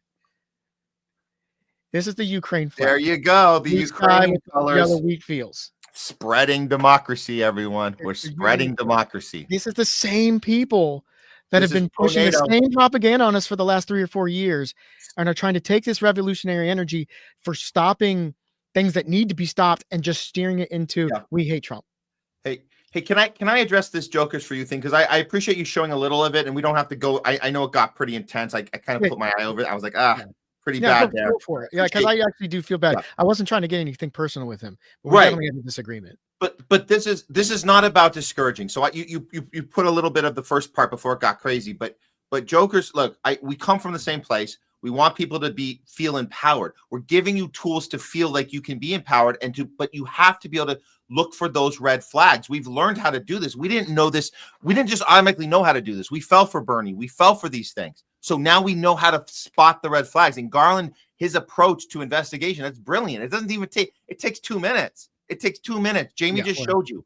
Maybe about 5 minutes. You're still watching. He did all the legwork. It probably took him like 20, 30 minutes. But I'm able to summarize it in 2 You're minutes. able to summarize. But it's look, so it'll take you guys a half hour to do this, right? Rather than sharing shock and awe tweets or memes on your social, like take a look at where the money's coming from and understand that this is what you're walking into. And again, we're not trying to discourage you. We're trying to empower you. We're giving you tools. Warning you. Well, to me, it's a warning. Like, this is what you're walking into. We're not saying stay inside. Maybe you are. I'm not saying stay inside. I don't know if that's the best strategy, but that's the strategic approach I would take. I don't want to give my opponent what they want. Okay. But we're showing maybe I'm wrong. Maybe it's not the right move. It's not wrong. It's just an approach. I say it's like voting, right? We've had this discussion so many times. What is the right? You stand up against a two-party system. You stay home to do that. Show up and be a third-party person. Write someone in. But whatever fits your thing. But don't fall for the divide. This thing that is going to, like you mentioned, January 6th. We could be very careful. This could be a psyop ready to happen. A false flag event ready to happen. Palantir is certainly involved. There's certainly you're in a database. We're all in a database. They're going to be testing all of their software out there on you tomorrow if you're out there. They are.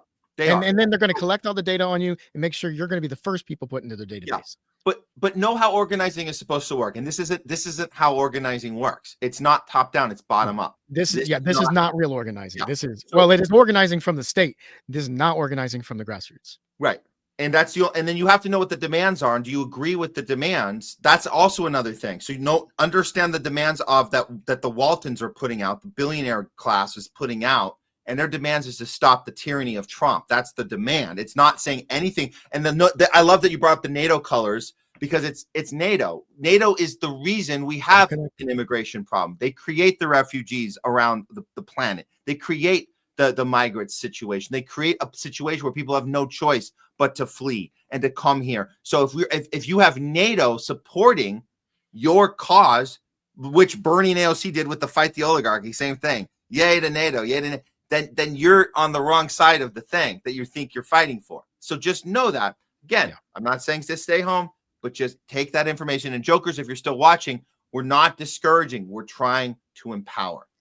I think that this protest is being put on by the same people who did the no hands protest. Remember the no hands off front protest. Remember, hands off NATO, right? These are the same people who did that are doing this one tomorrow. Yeah. And they're taking real revolutionary protest energy and misdirecting it. That's exactly what they're doing. They're trying to get the population to blow off some steam so it doesn't blow up even worse. This is a controlled burn. Yeah. All right. Now this is Airwaves. It says hijacking the protest to fight the duopoly would be worth doing, but just joining an anti-Trump or anti-DNC corporate protest is a wasted energy. And I think we've been saying that. I fully agree with that statement. Mm-hmm. This also kind of illustrates the point. Yes, with the Walmart oligarch woman, it is a bit suspect. So, I mean, she might have been the one behind the website, because Walmart's colors are also blue and yellow. I asked some people out in the streets about what they thought of that, and they didn't seem to care. In fact, I'll take that one down. I'm going to play. I got to play this. I didn't get to play this earlier. I got to play this. National Guard here, where we have Marines here. It's completely unnecessary. It's a complete waste of money. I'm completely anti-ICE, but we were handling this as a city, as a community. These people don't need to be here. It enrages me that I am looking at my military, my National Guard, and if you look around, nothing is happening. People are standing here peacefully. Okay, so I'm going to fast forward, but just so you know, the context is these guys show up after all the chaos had already happened, after all the infiltration, all the psyops, and they're saying, this is BS. Why is the military here? Everything's peaceful. And I'm sitting there going, you guys missed the whole, we were knocked all over the place. We were shot at. Like, it's insane. But like the people in the crowd were you know the story, Jeremy. They were throwing the shit at it was back and forth. It was a total like battlefield. Friday, Saturday, Sunday. It was insane. So I'm gonna fast forward. When I asked, I let these guys talk for a little bit, and then I bring up the Walmart thing. So let's hear how they respond, because this is important. This is how an innocent couple that's out there, innocent white couples out here protesting in good nature, good spirits, has a real purpose, but has no idea how organizing works, let alone how they feel about the Waltons controlling this. To look at. Fund everything. Wait, hold on, Mike. I don't support the action. I don't support anything that's happened since. It's ridiculous. Does it concern you to find out that there's the billionaire class itself, including Soros, including Rockefeller, including the Walmart family, these billionaires are funding this entire national thing? Does that concern you at all? Does that make a difference as far as the moral and principle thing that has to happen, or is that might be an additional problem to look at? Fund everything. Billionaires run our government. The No Kings movement is run by billionaires. Is that what you're saying? Yes, it's being funded by the Walmart family. It's being funded by the Walmart family and the Rockefellers and George Soros. That strikes me as a huge double standard. That strikes me as a distraction. I'm sorry. I'm sorry. Again, you broke their brain. How many people in the cabinet right now are billionaires? Why does it matter if this No Kings movement is being backed by someone like George Soros? Why does that matter? People are upset. Well, some would say that real grassroots movement comes from the ground up, and once you get like kind of top down stuff, it has potential to be captured, and you don't want a movement to be captured if somebody else starts calling the shots on how it operates. That's a concern some people have. Well, I mean, I think again, we've just said that we're not really educated on the No Kings movement at all, so I don't think we can speak on it. We've showed up as grassroots members of this community. We showed up because we're upset with what's happening in our community. No one told us to be here. So they are being defensive, thinking you're asking the right wing question. Yeah. Right. They got Say, really are you a protest? It seemed like they were sensing that you're trying to dig out, are you a paid protester? We don't believe they're paid. I don't think there are very many paid protesters out there. These people don't know. They don't know how organizing works. They don't care that billionaires are funding a protest. They just feel because of their feelings, that's enough.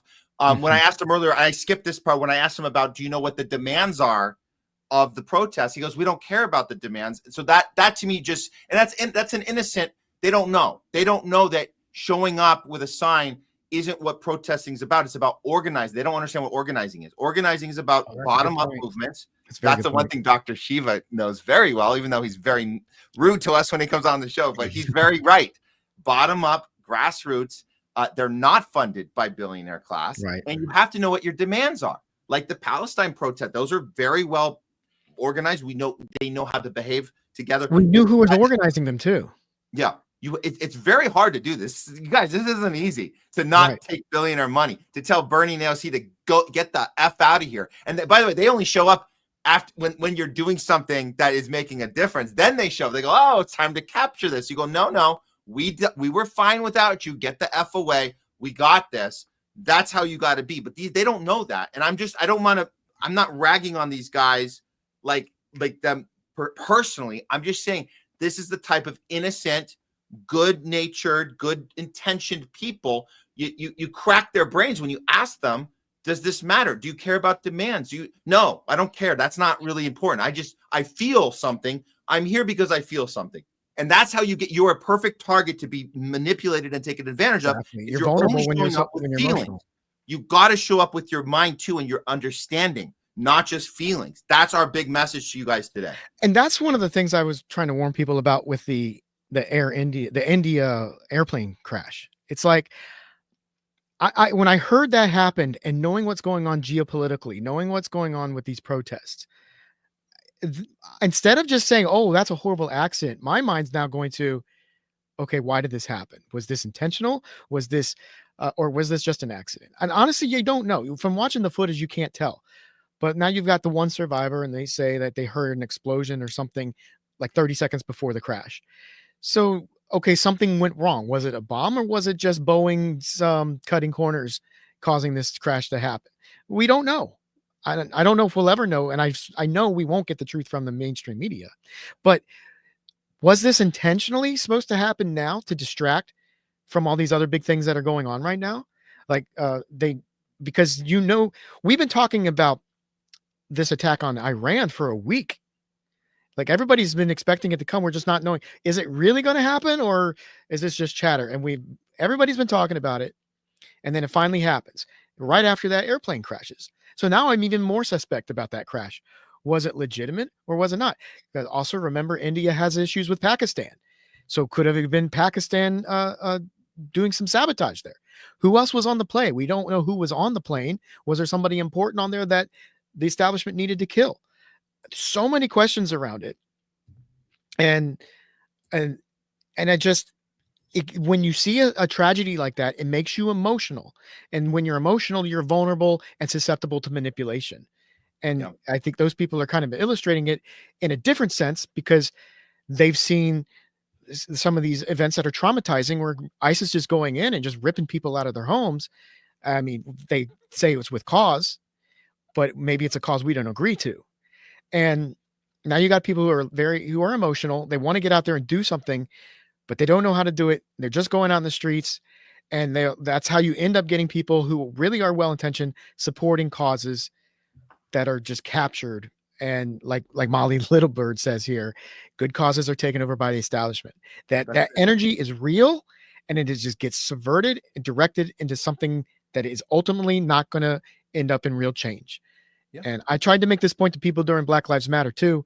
It's like, you've got all these demands, but all you're getting done is you're getting a lot of statues taken down and some streets renamed and maybe some sports teams renamed, but you didn't get any legislation to stops police brutality, which was the number one demand. But everybody goes out there and they feel like they accomplished something, but it was just steered into something meaningless. Yeah. And the other point I want to make is those protests in 2020 were way bigger than the ones that are happening right now. But the news is trying to convince people that these are way more significant than what happened in 2020. Well, hold on. We're not there yet. We're not. I don't think we're there. We don't know what's going to happen this weekend. This has been the buildup, and it's been pretty. I mean, I don't want look. I showed you guys that interview just now, and with this most frustrating part for me wasn't that they were triggered by my question, wasn't that they didn't know stuff.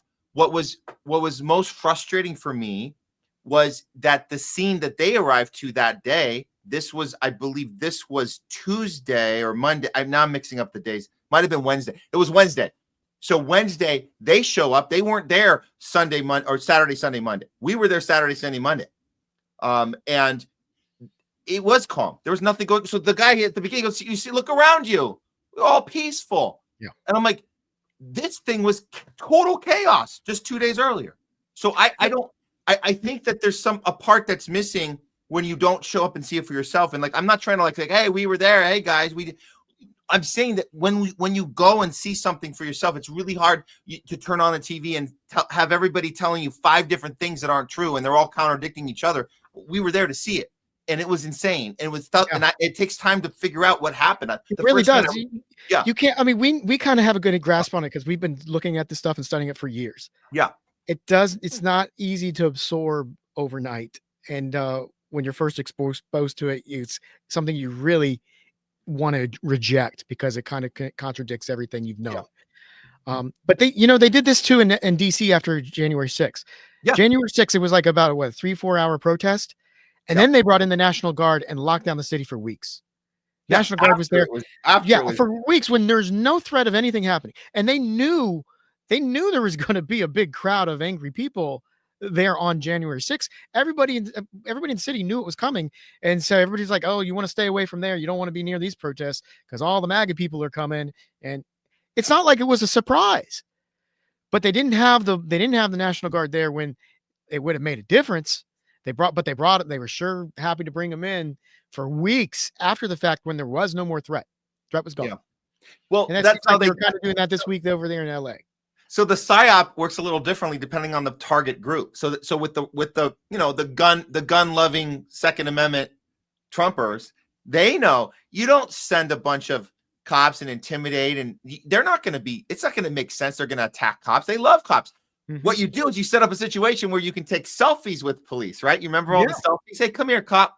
And so they did. They opened the doors of the Capitol. They let them in. They got tours. They all did a little. The media lied about it. You do all of it. You do the prayer. They did a prayer circle for crying out. You guys know that they went into the main Congress. They all stood around and they did a prayer circle and they were crying and they were having this emotional moment and taking selfies.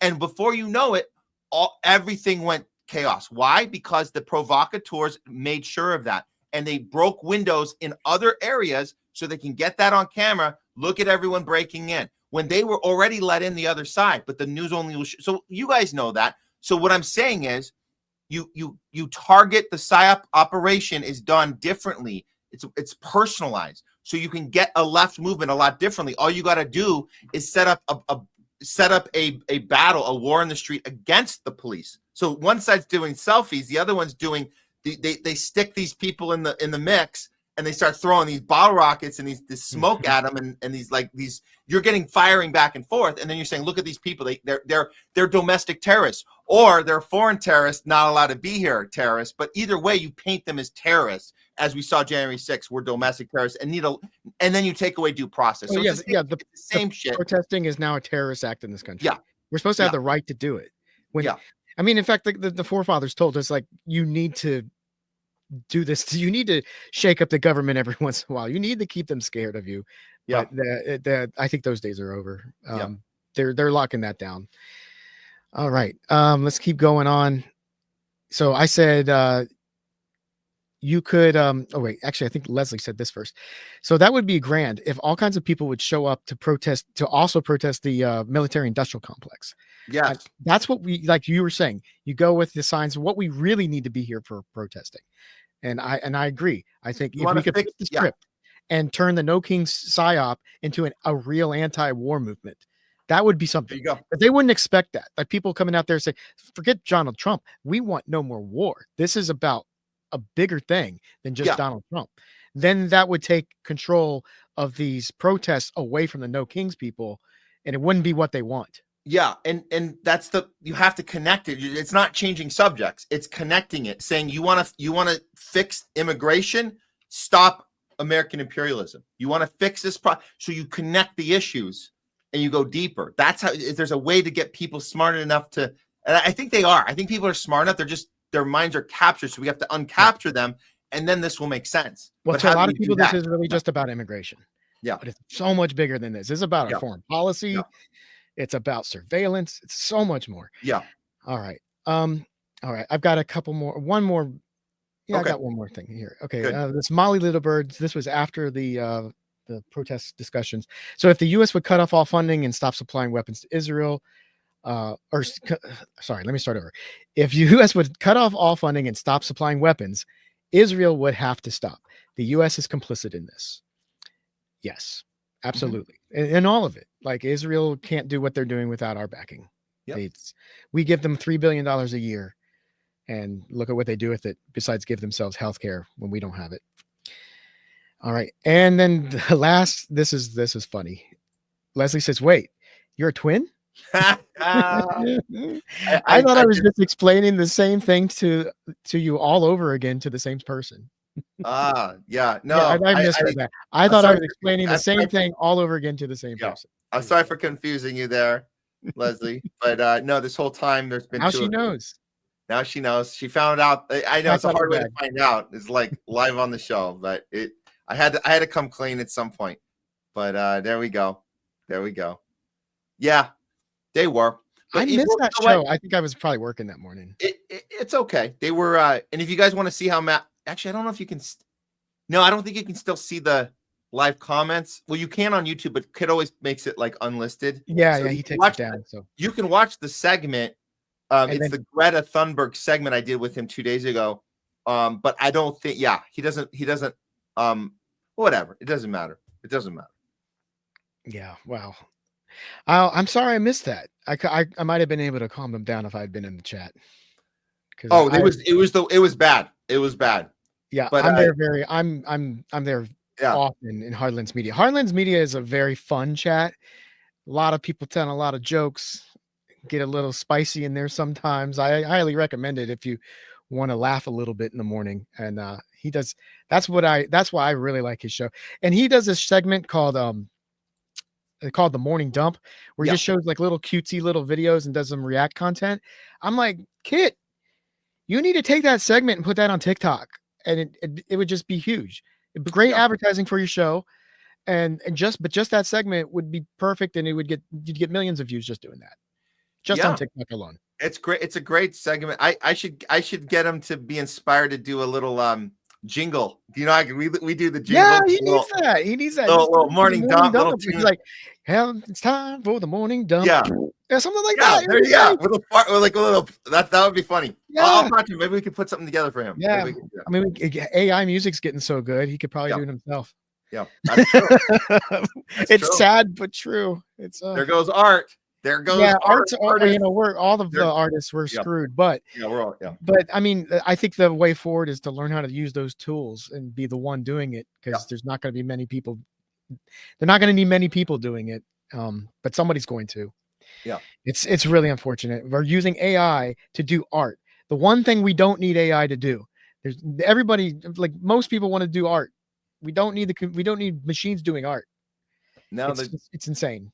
A lot of artists are embracing the part about saving time, especially these social media influencers, right?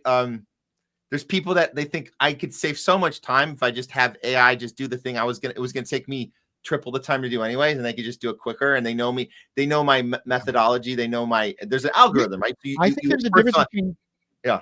There's a difference between using AI as a tool, like like any kind of tool you get that is supposed to help you save time. So there's a difference between doing that and then just completely replacing artists. So, like one thing I've noticed though with AI doing a lot of these videos, AI is not very good at video editor.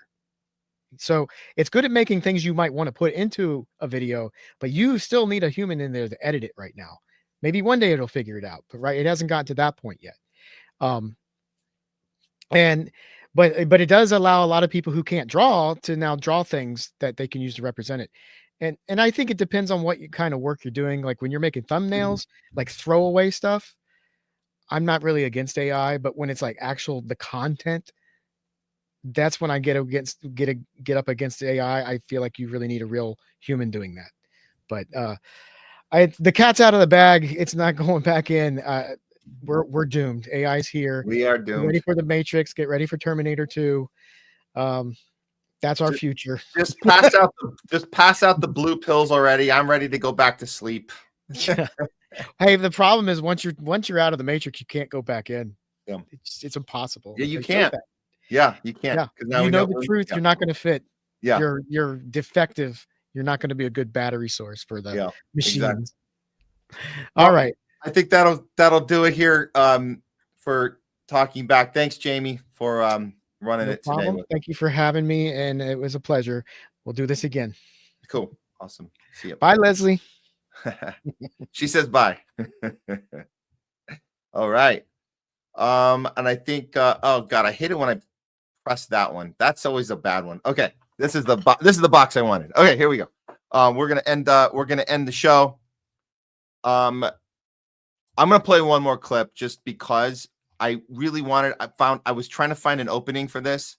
Oh, there she is. Thanks, Jamie, from Leslie. I was trying to find an opening for this with Don and Pasta earlier, but there was a moment where it was so close, and then I was like, nah, we missed the window. This, if you guys didn't see this, I'm just gonna throw this up real quick. This is not even worth a segment, so I'm not even gonna cut this for the segments. This is just so you guys, if you missed this, this is an oopsie by the mainstream, playing footage of Palestinians being run down and murdered.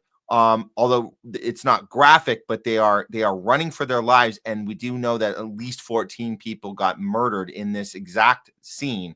They're playing it while they're mistakenly not reporting on that. They're reporting on Russia attacking Ukraine. I kid you not. This happened on mainstream media. It shows you how backwards and hypocritical we are with our war machine efforts and the things they choose to get us angry about. Check this out real quick.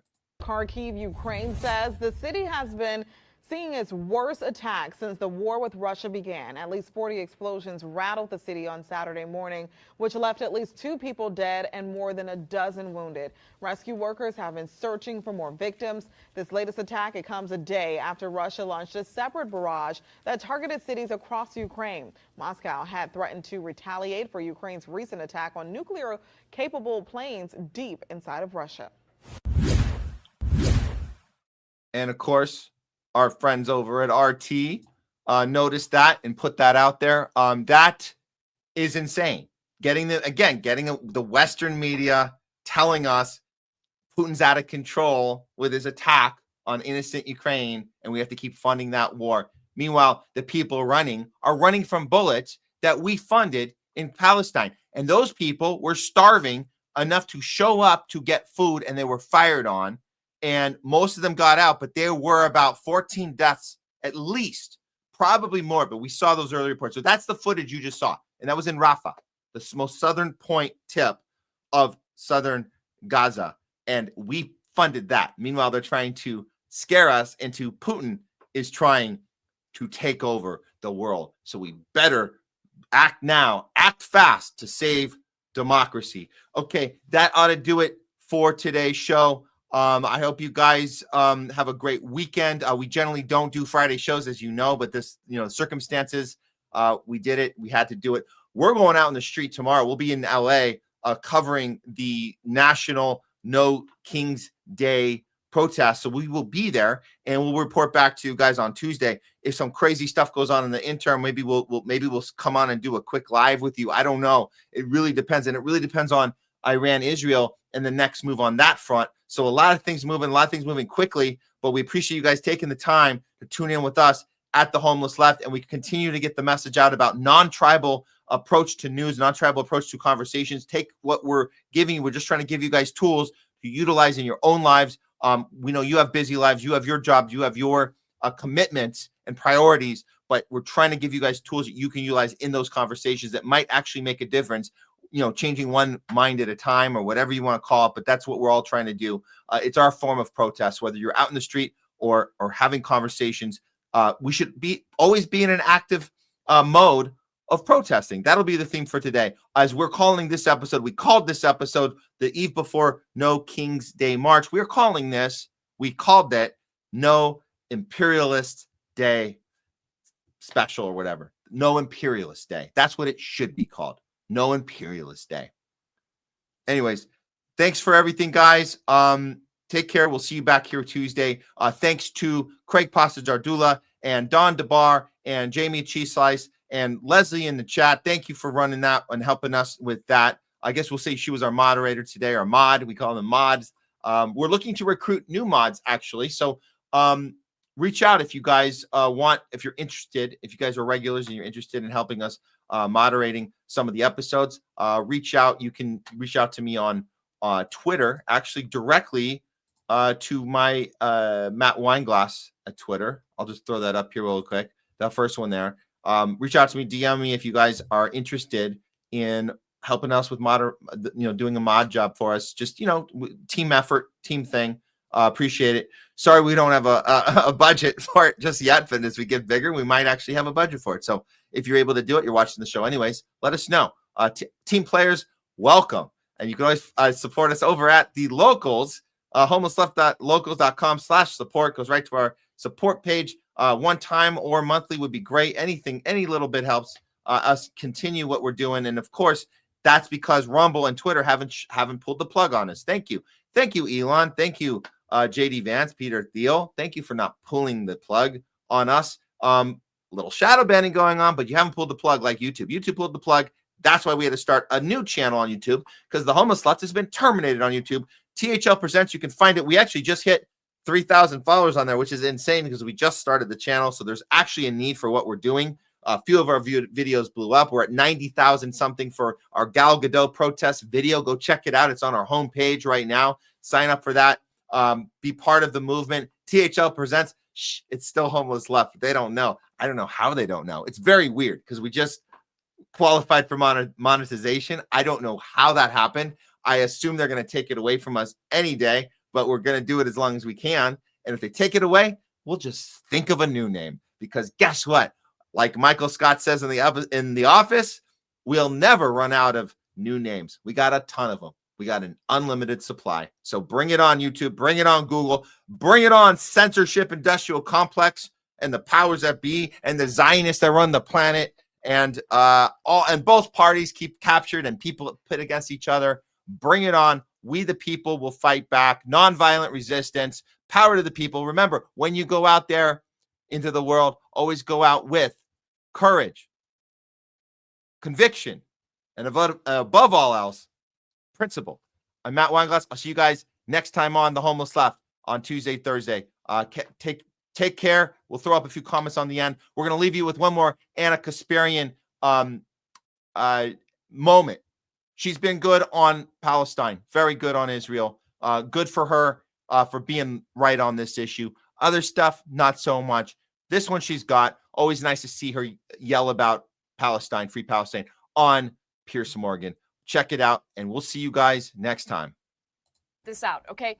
You want to talk about how Greta Thunberg got involved in some sort of, political theater, whatever. I don't care what anyone thinks about Greta Thunberg. I see that as a distraction. What it's distracting from is the fact that IDF soldiers are intentionally shooting at and killing desperate Palestinians as they're trying to get humanitarian aid from this Israeli-backed organization, which, of course, is able to even exist because they defamed UNRWA. They starved Palestinians for months. Shut up. They've starved Palestinians for months. And then, as the Palestinians are desperate for food, they lure them in with this Gaza Humanitarian Foundation and shoot at them. Upward of 200 people since late May have been shot at and killed by Israeli soldiers. Do not forget that. That's the heart of this story. And let's not forget about the 232 journalists in Gaza that have been slaughtered by the IDF. The Gaza Humanitarian Foundation even confirmed it was Hamas. You people disgust me. They confirmed There's it was no Hamas. humanity And the only people thing like you, disgusting Emily. here No is the person humanity. who is intentionally None. lying and blaming the Shut up. IDF. I can't when even the handle your IDF is the voice. one who is assuring that there's humanitarian aid. I'm an Armenian. There are 11 I know genocide when I meals see it. that have been You distributed are a already. defender of 11 genocide. million You by are a the- genocider by the and Gaza a defender of Humanitarian genocide. Foundation. You're disgusting. I know you Disgusting. don't like facts, Disgusting. Anna, but this is the reality. Disgusting.